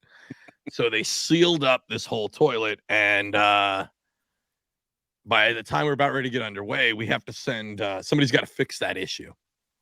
And that's not my job. It's somebody else's job on the boat. I didn't poop in that toilet. So it was plumbers. Yeah, so they're called the Coast Guard. Yep. So they're called damage controlmen is their rate. Really? No. Well, hold on. Because dead serious, because all right, so the Coast Guard's really small. Like the NYPD employs more people than the entire United States Coast Guard. Absolutely true statement. So our rates, that's our MOS. We call them rates like the Navy does. So damage controlmen, there are plumbers, there are carpenters. There also are premier firefighters. There are premier welders. They do all of that job. But when they get on a ship, biggest thing they do is chase turds. So I'm going to interrupt you real quick, because being on a ship out in the middle of the fucking ocean, and if your toilet water starts fucking with your drinking water, like that's no, they're two separate systems. Until they're not. No, they're two. The piping goes all right. So but still, if the shitter's fucked up and flooding shit into your little room, like that's a serious problem. It is, and it's actually a very common problem. I'm going to get to that. Well, are they just not going off the edge of the boat? No, we don't do that. We're not animals. Oh, this is the Coast Guard. I forgot. So the big thing is that Fancy. people flush unauthorized items. Okay. So Like so what? let's do no, let's do a Let's do it. let's do a survey here, right? Okay. So what do you think you can flush down a toilet on a ship, Wes? What do you think is okay to flush? Toilet paper. What kind of toilet paper? Paper. How many plies are Single okay? half Oh, ply. plies. Half ply. 2-ply? Negative. One. Uh, I'm talking about Scott 1-ply, the one that if you don't apply properly when you go to wipe, you're basically fingering your butthole right away. Yeah. Yeah, that's the only. Yep, that's the only toilet paper. Paul, It might as well be 4-ply because I'm going to put about a pound of it on my Hold hand. on. Exactly. Yep. Hold on, Paul. What else do you think you can flush down those toilets? Dookies. Okay, Wes. That was feminine hygiene products. Fucking No. nothing else. Nothing else. That's it. Poop, Pee, poo, poo, and 1-ply paper. toilet paper. And here's the thing: when you're shitting, because it's a vacuum system, so yes, you're gonna wrap all that up. Here's the trick: you poop, you got a turd that comes out, you flush.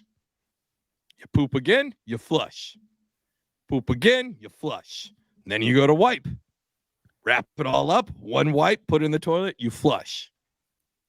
You have to do it every single time because if you don't, it'll clog that system up. It's just like a lot of courtesy flushing is all it is. Right? Tons of courtesy flushing to the point where, like, my room, because we were all the old people, we had one young guy in there. We start pounding on the door like, you motherfucker, you've been in there for 5 minutes. We haven't heard one flush. Don't you fucking. Because here's what happens He's when making a cake. Right. Here's what happens when it clogs. There's an outlet valve in the room. So that DC, that damage controlman, has to come in and snake through that valve. 9 times out of 10, there's going to be shit everywhere spraying in your room. How do you get that job? Like, did you just get a really low ASVAB score? Or, like, how did that, whenever they gave the list of names of jobs, right? Shout out like, Jared. Jared, you listening, man? I got my list, right? Yeah. And on the very bottom was truck driver. And I was like, well, I could probably do better than that, right? I mean, was it like the Coast Guard was like, No, it's in the middle, shit, man. Like, No, it's in the middle. Because then they don't. I bet you the recruiter didn't say, "Oh, by the way." Yeah, That's they got good. him. He's going to be a welder, but Or what he a doesn't know fireman. when he, what he doesn't know when he gets on the boat, his main job day in and day out is to be fixing people's shitters. So to rewind back, we're in there and we have this DC3, this E4 damage controlman. She comes into our berthing area to unshitify our toilet. Oh, bless her. Bless her is right. And she was the sweetest. She would sing songs as she worked. So she comes in and she's in a full Tyvek suit. She's got the everything. And she's like, just crushing through all these protein shits because these guys don't know how to flush. And she's like, Jess, and we can hear her, and we're like, ugh, like looking over. And then she goes, oh, well, that's a surprise. Boys, we got to talk. And we're like, what the fuck? We had about 11-inch wad of feminine products in our toilet. Is that her? Okay. Yeah. So the only thing we could figure out is because we were in dry dock. You have the people that come on to fix the ship are civilian contractors, and some of them are female. And we think that at some point in time they were using our toilet to flush their feminine products. Nice. But she literally pulls out a 11-inch tube of feminine product. Hey, Wes, when you were in Afghanistan, did y'all have porta potties or did you shit in a hole in the ground? Like burn pit? What was y'all's pooping experience? Have y'all seen that movie where they've got like a wood cabin and a big tub underneath, and they mix diesel fuel, and they have the guys out there stirring it? Yeah, I can't remember the name of the movie. Jarhead. Yeah, ours was better than that. We didn't have to do that. So, we had like these. It was like an 18-wheeler trailer that was just sat there, and somebody come up and just put holes in the bottom of them. Basically, we had porta-johns. And we had another crew of local nationals, and they would come on base, and we'd escort them around as they would just go clean up the It's got to John's, be yeah. good if he had a Burger King. Yeah, so when I was there was Bagram Air Force Base and Kandahar Air Force Base. So I probably spent about 70% of my time there. But like your buddy, those FOBs, those are forward operating bases, if you don't know. That's where I did all my fun driving, and I actually got to get my hands dirty a little bit and see a little bit of action. But yeah, if you're out there, that was a lot of fun. But yeah, I would say probably 70% of the time it's basically Air Force Base. Yeah, and we had a Burger King and a Subway. I mean, we were still getting bombed, and stuff like that. But this is like my brother-in-law did a lot of time at Bagram. Yeah. So, but it's like the forward were you there, operating Wes? bases. I served 2003 to 2007, and it was somewhere between. Oh there. shit! I want to Hey, say you were in the early. You got in when I did, man. When'd you get in 03?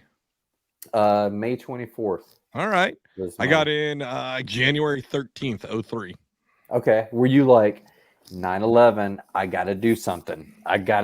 Or were you Oh, no, I'm officially out, so I can tell this story. No, I was smoking a shit ton of weed, and I was a fucking dirtball. I'd already dropped out of high school, not even college. I dropped out my sophomore year of high school, and my whole thing is I was going to be a DJ and sell ecstasy and weed. Like, that was my career goal. And I got into some trouble, and selling ecstasy and weed. Yeah. And I got kicked out of my mom's house, and I had to go live with my dad. And props to Pops, because he was like, listen, if you're going to live under my roof, when the sun comes up, you will not be in the house, and you will not be allowed back in until the sun comes down. You need to go find a job or fucking something to do. So, yeah, I kind of bummed around, and then my weed connect dried up. And yeah, I took a ASFAB, right? Yeah. I still didn't have a high school diploma at this point. And I took an ASFAB. I scored an 89 on the ASFAB, which I heard was pretty good. And I went to the Air Force.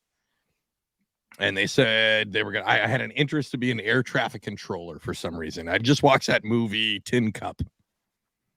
And I was like, I want to do that. Or no, Pushing Tin. I think that was the name of the movie. I was about to say Tin Cup is you wanted to be sitting there with a bunch of monitors and control of some shit, right? Yeah.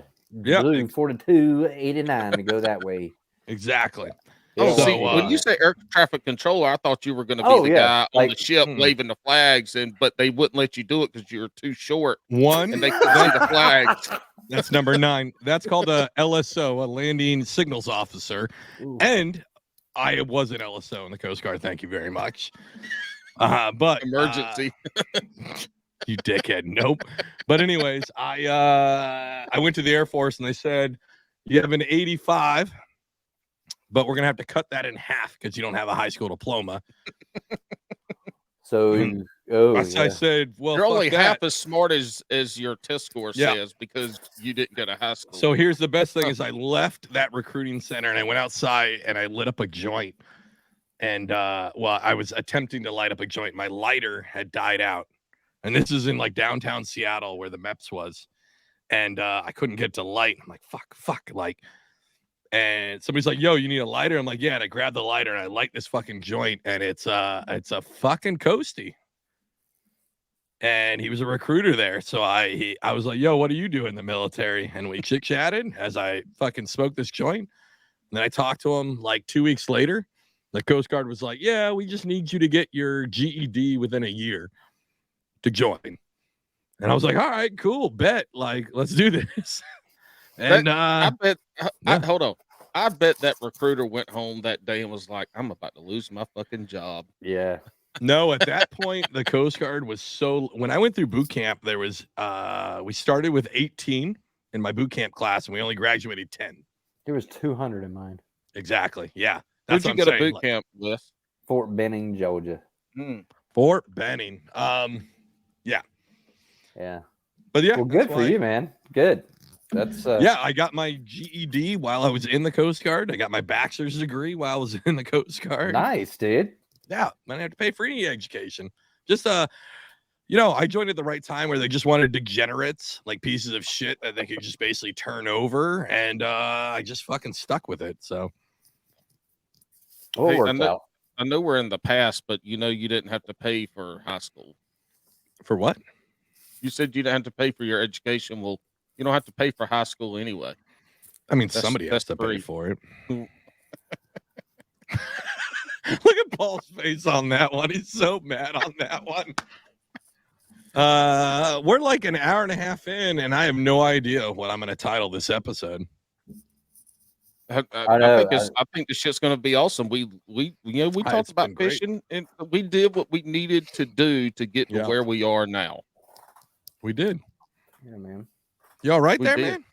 Me? Yeah. My lips are freaking chapped. All right. Look, the Queen City episode was only like 35 minutes. This one here, you got to be ready to talk. This is Dude, is I long got form ass shit. stories.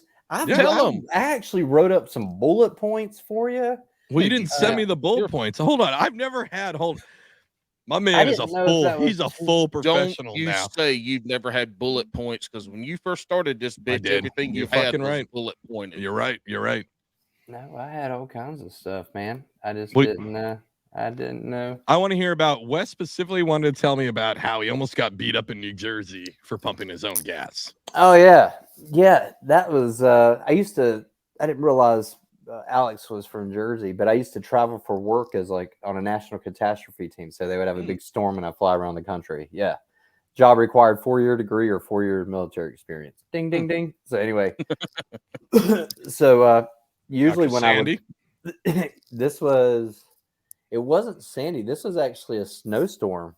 It was like a bunch of hot water pipes had burst everywhere. But I went up, and usually when you fly into these areas, you'll be on a call, like an orientation call, and they'll say, all right, in this state, you can't do this and you can do this. Expect this, like Texas. You can't drive and hold your phone. It's a hands-free state. So shit like that. So Okay. I did my orientation call with Jersey. Everything was fine. Everything was great. Nothing seemed out of the norm. Fine. And when I'm traveling out there, I just get bombarded by homeless people all the time. And at the time, I didn't have a beard. I had like a little hard part, like just Wait, looking you real have a beard? clean. Is that a little Oh, lacking right okay. here? All right, just saying. But We say me little and rough. Paul are representing. You got a little baby beard. Alex, Yeah. you're not representing yet, buddy. Don't talk shit about his beard. It's better than his. Mine turns into like pubic hair once it gets like half What inch. the It fuck do you turns think into- this is? Yeah, that's actually his ball hair. It's gone all the way. Yeah. It's the full happy trail. Yeah, It's gone. yeah. The happy trail has connected into the worldwide world of awesomeness. Yeah. But anyway, continue with Yeah. your story. The good world sir. wide web of weird. So I head to Jersey, and like I said, everything was fine. And I went to go pump my gas at a pump, and I pull up, and this guy comes walking up, and he just starts taking the thing off my car, like he's getting ready to put some gas in or do something. And Hey, I'm you like, from North Carolina, right? yeah, don't Yeah, be so, touching like, my don't car. touch my shit. Yeah. And I'm like, I jump out of the car, and I'm thinking this is just another freaking homeless person that I've been dealing with. And, and I'm getting out like, get the F away from my car. Like, and the guy's just looking at me like, what? I'm like, I don't have any freaking money on me. I don't need any help pumping my gas. I need you to get the F away from my car. Like, and this goes on, and it gets to the point where I'm getting like loud or whatever. And finally the guy's like, sir, legally, you can't pump your own gas. And I'm like, what the fuck are you talking about? Like, nobody told me that you can't pump your own gas in New Jersey. So now Nope. I'm like this big asshole that's standing Yep. there. You know Hey, what? where in North Carolina are you from, Wes? I'm from Gastonia. Hell yeah. You ever Yeah. drive through McBee going to the beach? Yeah. Yep. Somebody Yeah. you know or somebody you related to got pulled over there, I'm sure. Yeah. Doesn't Randy Travis live out there? Randy fucking Travis? Yeah. Does he live out there? Hell no. But But isn't that your guy? this town is 1 square mile, and there's 700, 800 people in the town, but only actually 200 of them actually live in the town limits. We just claimed the other 500, 600 around there.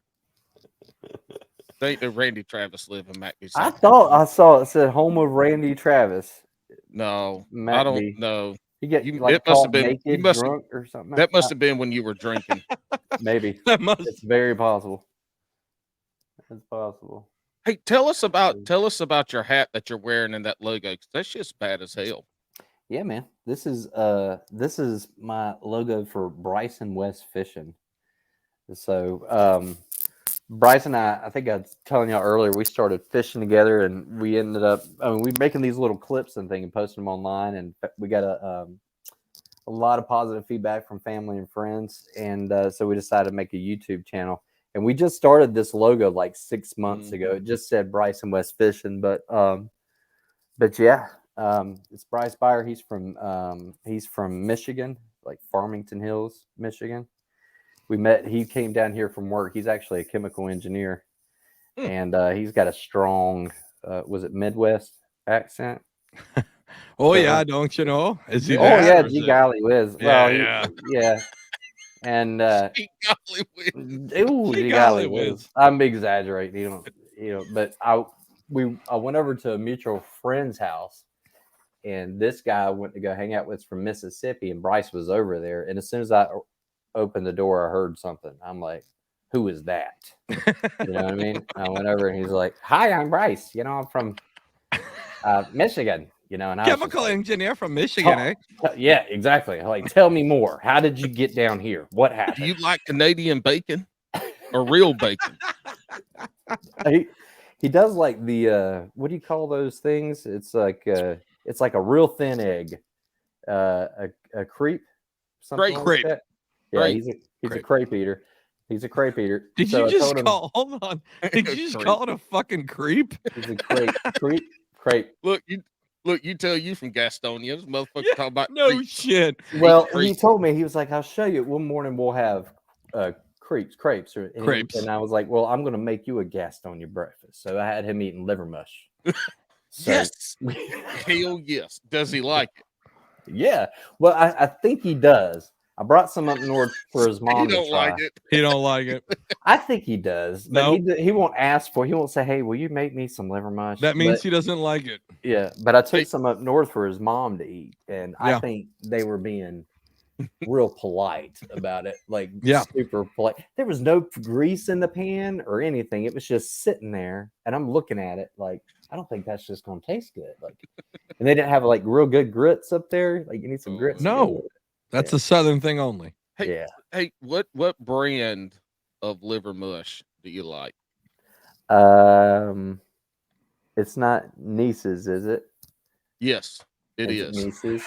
Nieces It comes in- sausage and Nieces liver mush What was comes that? in That a, was in the a most wax ass paper block. backwards answer. Yeah, it looks like you buying a Hell, pound of weed. yep, It's like a yep. brick. Yep, looks Yeah. like a yep. It is. Is a that br- like Scrapple? no, Yeah, no? That's the way the family up north describes it. It's kind of Okay. like Scrapple. Wes brought us some liver mush. similar. Yeah, It's like All right. Scrapple. but I it's mean, not I don't- Scrapple. I don't know. Scrapple we have here in South Jersey. It's Hey, both of them are the tits and the clits. So I mean, they kind of all blend into the same thing. Yeah. Paul said that because he wants me to write that down for TikTok. No, I mean, that's not the first time I've said it. I know, Yeah. I know. In Every the South, time you we eat say everything from the snooter to the pooter. You didn't. I can see you kind of like wink at me when you want me to make sure that I mark that down for a clip. Yeah. Yeah, Nieces, that's some good ass shit right there. I'll tell you what, get about as close to homemade sausage you can get some Nieces. Yes. Man, I'm over here. I done gained 10 pounds in the last 3 minutes. All right, Wes, we're getting to the point of the show that you've never reached before. You came on the Queen City Chronicles, right? We talked about some tournament stuff, and now you come on the full Babcast, as Tori would say. Actually, before we get to this, I have a whole run up for this. Right, you got a big tournament coming up. Mhm. What's your plan? What's my plan? Yeah, What's the your big plan? tournament? What's the big tournament? Then what's your plan? Event 2 of Nobody the Queen. fucking. I was asking Alex did him, his not homework. you, motherfucker. Shut the fuck up. Let the man that's did. fishing it talk. Go ahead, yeah. Alex. Go Yeah. ahead. So event 2, it's going to be a You guys are eligible in 3 different bodies of water for this next tournament, right? Yes. Yep. And yeah, absolutely. so what's your plan? So it's what? Hold on, okay, before you say anything, just so you know, this is going to release Jesus. Friday. it is going to release Friday. Yeah. Okay. I'll be honest with you. I'm closing on the house Friday, and Oh. I don't really give a shit. I'm going to go out there, and I'm going to just do what I know, right? But there's Baden Lake. I always get it mixed. Is it Baden or Baden? I Baden. call it Baden. It's a long Okay, game. I say Baden. People You got correct me. High Rock. Yep, there's High Rock Lake, and then there's Ooh, like look at me doing my Tillery. fucking research. Yeah, those are the 3. So I tell you what, man. Wait, y'all only said 2. Oh, High Rock, Baden, Baden, and then Tillery. Tillery. Yeah, Tillery. And so the last time my partner and I fished this lake, I actually took a day off work and I practiced at Mhm. Baden. Took another day off work, practiced at Tillery. And then he took a day off when we went up together. So 3 practice days, we went up there and fished this thing. But what the fuck kind of job you got? You just be taking time off like that. Well, I job can you buy need. my job. You can buy PTO. You can buy Yeah. days off. Oh shit! You pay a little extra on a paycheck, and they give you an extra. Yeah. So, but I got Seems like a 10 years. scam. Yeah. You just what do fake you sick. What do you do? What do you do? I None of your train business. insurance adjusters You train the interesting. from home. Yeah. Oh shit! So, Hell but yeah. we went up there and practiced 3 times, and then on tourney day, my partner Bryce shows up, same ramp, and I tell him all the baits I used, all the spots, and this and that. Yeah. He ends up just hammering it. And What I did he hammer him on? Last year it was. Should I share this right now? Well, it's up to He's you. gonna be pissed if you do. Last year it was chicken livers, and I think it was J hooks with worms. I think There it's we night go. crawlers. There you Listen, All full stuff you can get DQ'd for using on tourney day. full disclosure. These questions are specifically from Hambone Fishing. Me and him were playing a game on the pre-show. He fishes Okay. Queen City with you. I don't know if you know who he I know is. I only Hambone. know. Yeah. So Who don't know Hambone. Hambone? I'm subscribed. I Yeah. subscribe to So Hambone's channel. Hambone specifically. So if you guys don't follow the Bass and Brews podcast TikTok, we've been doing a 30 to 45 minute to an hour pre-show before recording. Alex. Yeah, it's just me. And I sit there, I set up, and we ask questions. And Hambone is looking for the inside information. And I was hoping, so we had a game, and it was if I can get Wes to tell me fishing techniques was going to be 1 point. General location, 2 points. GPS points, 3 points. So I'm I don't think pretty you got sure any.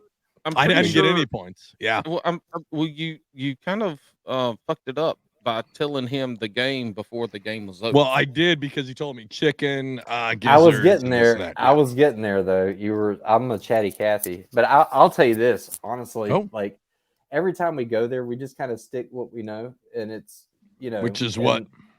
Docks, rocks, drops. That's really it. That's it. It There says we go. 3 things, and if you throw I mean, that's long everywhere, enough, right? you're gonna catch a fish, and then Yeah. hopefully the ones you do catch will be big enough to be in the money. But we're just gonna stick with what we know. I've looked at all the ramps today, and like I said, we're closing on a house Friday. We'll have the keys to a new house 5 minutes from Lake Norman on Friday, and then we got a fishing tournament the following Saturday. So Yeah. our minds are going to be on All over the place. house. So we need to go out there and make sure we get some points on the board or something. But really and truly, I've looked at all the ramps, and if you're a river fisher, if you like fishing rivers with not a lot of docks and stuff, there's a shit ton of those ramps at these lakes. I'm not that guy, So if there's docks, I'm probably going to be there.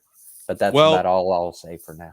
Hopefully you'll do well. I feel like there's a Babcast shadow because I don't know. Just for me, I'm a huge fan of Tori, her husband Ryan, Hands On Adventures, Dustin, and yeah, hand job and Hambone Fishing, and event 1 they all fucking sucked.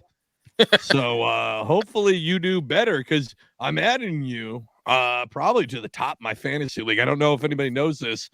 But Bass and Brews is doing a Queen City Kayak Fishing Fantasy League.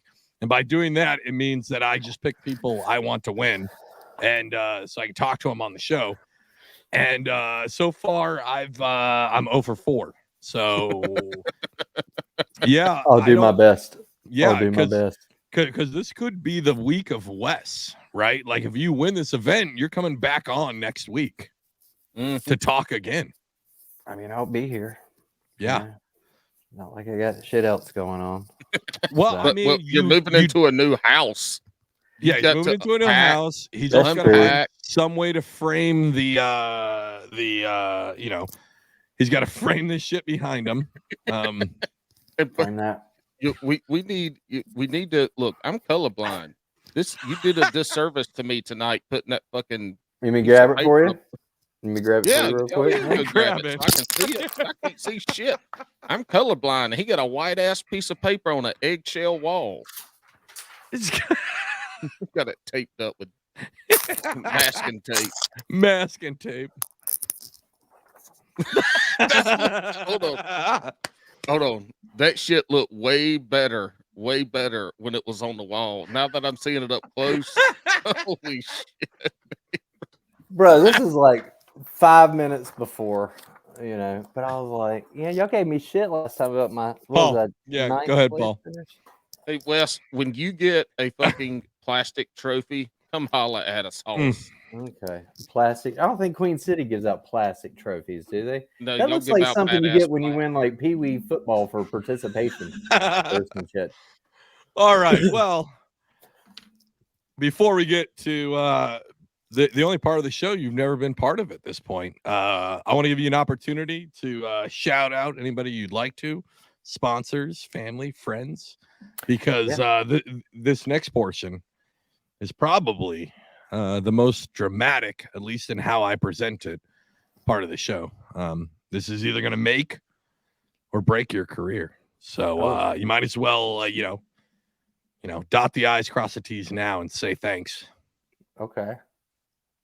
I'm a little worried. Why am I worried? All right. Just answer his question and we'll worry you later. Okay. So I guess I should first thank my 3 sponsors. Yeah. Right. So I got me, myself, and I. So there we go. Got those 3. They never give up on you. It's my favorite. Yep. Yeah. So right now we're supporting ourselves. We actually have developed our fishing resume to start reaching out to sponsors, but we're kind of at that point. We need maybe a mentor to kind of guide us. But anyway, I got to give a shout out to Queen City Kayak Bass Fishing.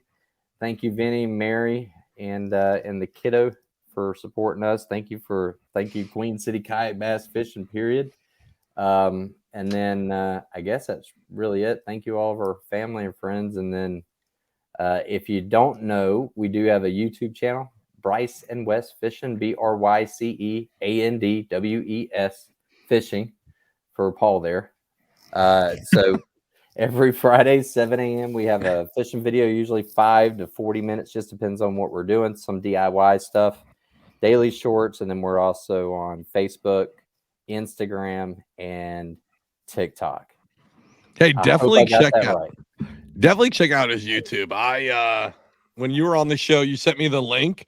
I've kind of binged through a bunch of your videos, and they're awesome, man. And they're definitely different than the normal type of videos that are out there for fishing. Like, your editing style is kind of unique, and I dig it. I really do. It makes it very entertaining. As somebody who has watched a shit ton of videos and made a bunch of videos, I'd like your videos, and I feel like sometimes people need to take some more. Like, you don't have to do what everybody else is doing, and you're not doing that, and I enjoy that. Yeah, well, thanks, man. I appreciate it. And when y'all had mentioned some numbers earlier, but they say like your channel should be like 70. What is it, like 70, 20, 10? Like your main content, 20%, and then 10% personal. But as far as I know, Bryce and Wes Fishing is the only gay channel fishing people out there. So we are the ones. But we're not really and truly. We fish, obviously, but we try to keep it fun, try to keep it light. And so, there's a lot of bloopers. We get more views on the bloopers than we do. The bloopers are great. That's what I like, is you posting all that.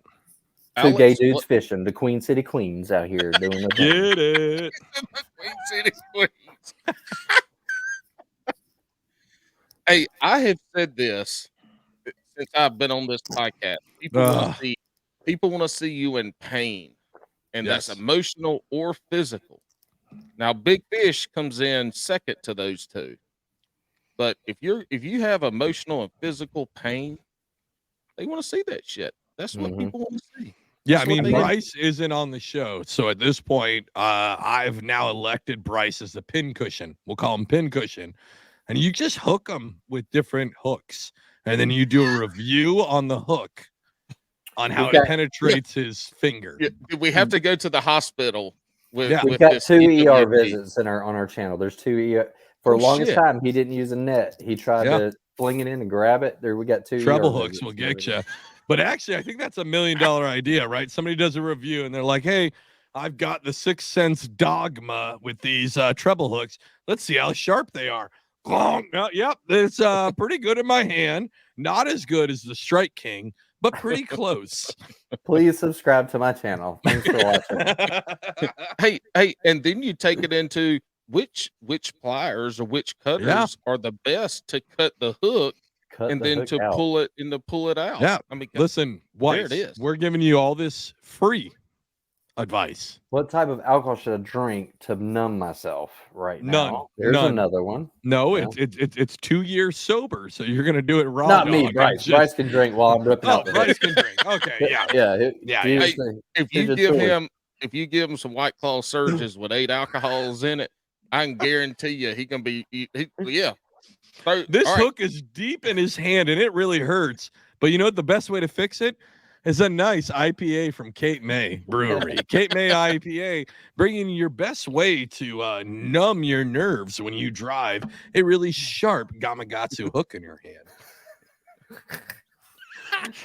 That was Check out my pick. Facebook Marketplace for Yeah. Small All right, commission. All right, all silliness aside, this is the important part of the show, the only scripted part of the show. This is the world famous shotgun round. Paul, that was better. That was good. I like it.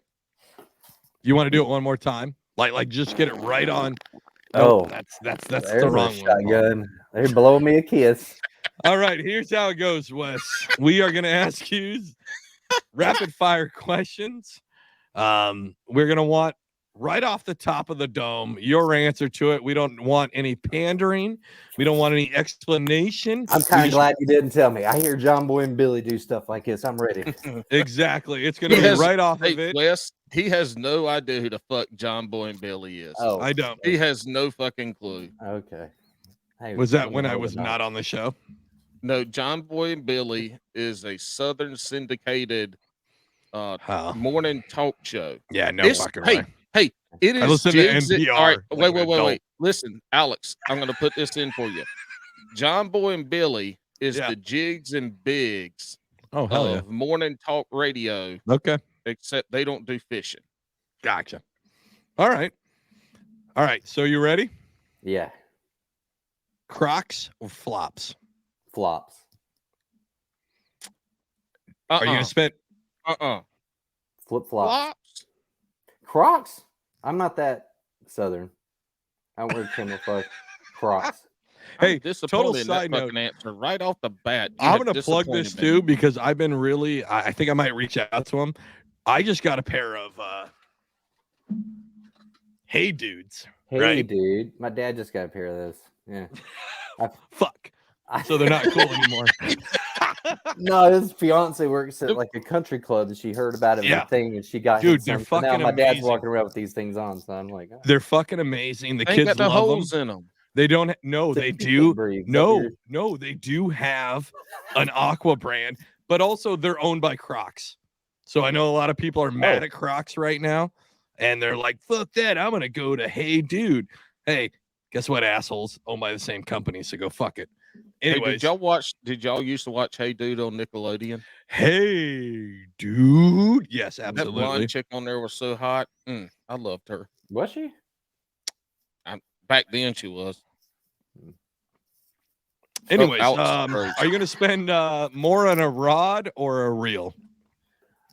Probably a rod. Okay. Probably a rod. All right. Texas. Go ahead, Paul. Are you more of a finesse angler then? Yes. Yeah. Makes sense. That's the dead right. As soon as I hear it, I don't even ask anymore because you can basically tell the finesse guys to the. I'm pretty good at a crankbait too. I got a crank, Oh, shit. crankbait and spinner, but mostly finesse. Yeah. Okay. Are you Texas or wacky? Wacky. You throwing the sassy stick wacky? I'd rather throw a shaky head than throw a Texas rig. That's not the fucking question either, is it?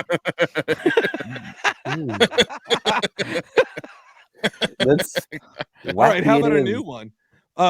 Ned rig or shaky head? Shaky head. Doesn't matter. It's the same fucking technique. I don't know. I feel like with the shaky head, you can hide the tip of the hook a little bit, and it's not as hangy. You can do that in a fucking Ned too. I don't know. I don't know. Maybe. I disagree. That little teeny ass. I'm a biz bait. Biz baits don't make weaveless Neds. They got here's your hook, here's your bait, throw it. So that's it. I don't. Pineapple on pizza. Yes or no? Yes.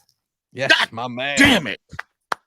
Listen, I live in New Jersey, but I'm originally from Washington, and I fucking love pineapple on pizza. You're a liar. You talk shit about people putting pineapple on pizza all the time. I got to travel a little bit, so I'm a little cultured. I don't talk shit on anybody putting pineapple on pizza. Look, pineapple on pizza is fucking wonderful. You guys can shut the fuck up. You do bacon or Canadian bacon and pineapple, you get sweet, bacon. savory. It's fucking ham. It's ham. It's not bacon. Ham and pineapple on a pizza is sweet, savory. I get my vegetable, I get my dairy, I get my carbs, I get all the fucking pyramid. Hold up. What the fuck vegetable are you getting on a tomato Canadian sauce, dickhead? Oh, tomatoes a fruit. No, it's not on the food pyramid. It's technically. Listen, we're not going to talk about anything educational because that's not going to be in your realm. It's not. It is not a vegetable. All right. Actually, it's not even a fruit. It's a nightshade. But anyway, it's go ahead. night. Okay. You know what? I take all that back. You are the cooking king of Bass and Brews, as per your TikTok live. So, yes, I can cook very, very goodly. I know. Slow jams or hype music? Hype music. Mm-hmm. Hype music. Let's go. What's the jam that gets you hyped up the most? What do you got? I'm a big Queen guy, no pun intended. But I love Queen. I'm kind of an old school rock guy. There we go. I got you. Yeah. Bryce is more into like the like this. It's funny to me. It sounds like a Barbie theme song. It's like, let me take a selfie, ha ha ha, like shit like that. And I'm a Barbie girl. In a Barbie world, but it's like 2022 music. Like it's like Doja Cat. Yeah, and we're like driving. It's like 3:30 in the morning to Turney Day. I'm like, I need some freaking AC/DC right now. I need some like Leonard Skinner. Let's freaking and then I have to let him pick for TikTok songs, basically. TikTok songs. Yes, that's it. Yeah, like literally one of the songs says, "Let me take a selfie." Ah, ha, ha. And I'm like, are you serious? Are we listening to this right now? We're gonna lose today. I know, like highway to hell is what Right. All right, you got a 5-hour session of fishing. Would you rather have 5 2-pounders or 1 7-pounder? You said 5 2-pounders? Or 1 7-pounder? 1 7-pounder. I've caught a few too in my day. I want that 7 though. There you go. Have Alex, you ever I need to bring out the list because I see you keep looking up, trying to That's remember. a weird habit I have. No, it's like a weird dramatic thing. Oh, yeah, it's a weird dramatic thing. Also, I keep the set list for the questions directly on the ceiling right there. Beside your mirror. Yeah, this is gonna be a weird one, Wes. But have you ever eaten beaver? Yes. Okay, how'd you prepare it? Wait. I haven't. Wait. Damn, that is weird. I should have thought about this. Do y'all eat beaver up north, or is it a different kind of beaver? I can't. Dude, I'm like blushing right now. Do people prepare for beaver to be eaten? Oh, you They from North do. Carolina? They do. You ain't never had no barbecue beaver. Bruh, I think we're talking about different kind of beavers. I don't know. Can I get back to you? Can I follow up with you on that one? No, this is shotgun round. It's shotgun. I've never eaten beaver. I've never eaten the mammal or whatever the thing that makes the dams in the water. I've never eaten one of those. Okay, all right. That's what we talking about, I think. But that's what we talking about. What the fuck you talking about? You should probably. This is Bass and Brews. We are a very mature. Oh, it is delicious though. It is pond hopping VA. It sounds like it. You just lost your spot. That's the best answer. I don't know. When you said how do you prepare it, he was like raw. Yeah, it was really good. People prepare. That I my experience, you just get right to it. You know, well, you gotta. It's very tough. So you gotta prepare He's it. Talking right. about the mammal. Cook it long and slow. A little. Okay. He's talking about you the can mammal. marinate. You can marinate it, but I just about? put it on the slow cooker. I think we're talking about different types of beavers. We're talking about different beavers. Okay. Well, there's only one beaver. Okay. Paul, was that all of them? Did I get through them all, or did I miss some? You definitely missed a very important one. Well, not the last one, but yeah, everything before the last one. Do you eat largemouth bass? Oh yeah. No. Have you ever? Mm-mm. What? You're from? I'm with you, man. From Gastonia, North Carolina. You didn't never eat largemouth bass growing up? Catfish, like blue cats. But no. But there's signs in the water that says you shouldn't be eating the bass around here if you're like under 12 and pregnant. Yeah, but there's also signs that say you shouldn't be eating anything out of it, including blue cats. That's true. No, I've seen all the debates online. I've seen all the internet trolls. Somebody puts a fish in a cooler and the people just lose their minds. You know what I mean? Yeah. Look, I don't know. That's one reason why some of our fisheries are fucking sucking right now is because we ain't keeping enough fucking fish out of them. Bass could be to eat. What do y'all both eat bass? I'm assuming. No, I don't. Okay. Yeah, he does. Yeah, I don't. I'll fillet that. Hey, you obviously hadn't listened to some episodes. So the best bass to fillet out are the 8-pounders and a big and up because I mean it's like a piece of salmon. And you deep fry that whole thing. Oh, God. Man. Them little 12-inchers. Hey, Wes, what do you do on Wednesday nights? Would you like to come on and be the new co-host of Bass and Brews when I fire Paul? He can't fire me. I've two-factor authenticated all the passwords. Yeah. It's got to start over. All right, Paul, is that all we got before the last one? Let me double check. Listen. Yes. That's no all. More, Good no job, more animal Alex. questions. All right. Well, you got one more. So, and this is legitimate, the most important question. This is the one when I talked about make or breaking your career with the Brewskis, which are the fans of the Bass and Brews podcast. It's this question. These are the ones where I like to talk about how our community is very opening and welcoming of everybody. And they really are, except when it comes to this question. Unless they are going to. Yeah, you fuck this one up, you're done. We've, I mean, there's no way to do it. You ready? I mean, yes. Yeah. He's saying yes, but his face is saying no. I can't tell if you're fucking as R. with me or Kelly not. said. Like, just ask. This is question. Bass and Brews. I would never fuck with you. Okay. I mean, I would never do anything for drama. Every good angler loves a sandwich. What are your top 3 sandwich proteins? Ham. is probably going to be my number one. Solid. Turkey is Wonderful. number two. See, And maybe like fried bologna. there we go. Fuck See, now yes. there we go. Fried bologna. My man. I thought you were gonna say liver pudding though.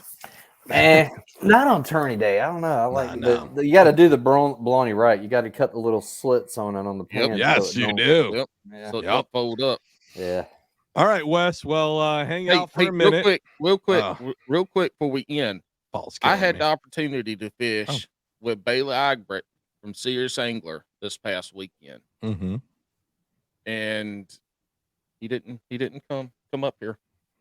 He had better shit to do. Like he Wait, wanted to go to Norman instead of coming to Jordan, but then he just took his ass home because it was like a 13-hour drive. So I had I to don't give him some shit because he got my hopes all up and stuff. I was so excited. We've been planning it all week, and I thought he was going to get here.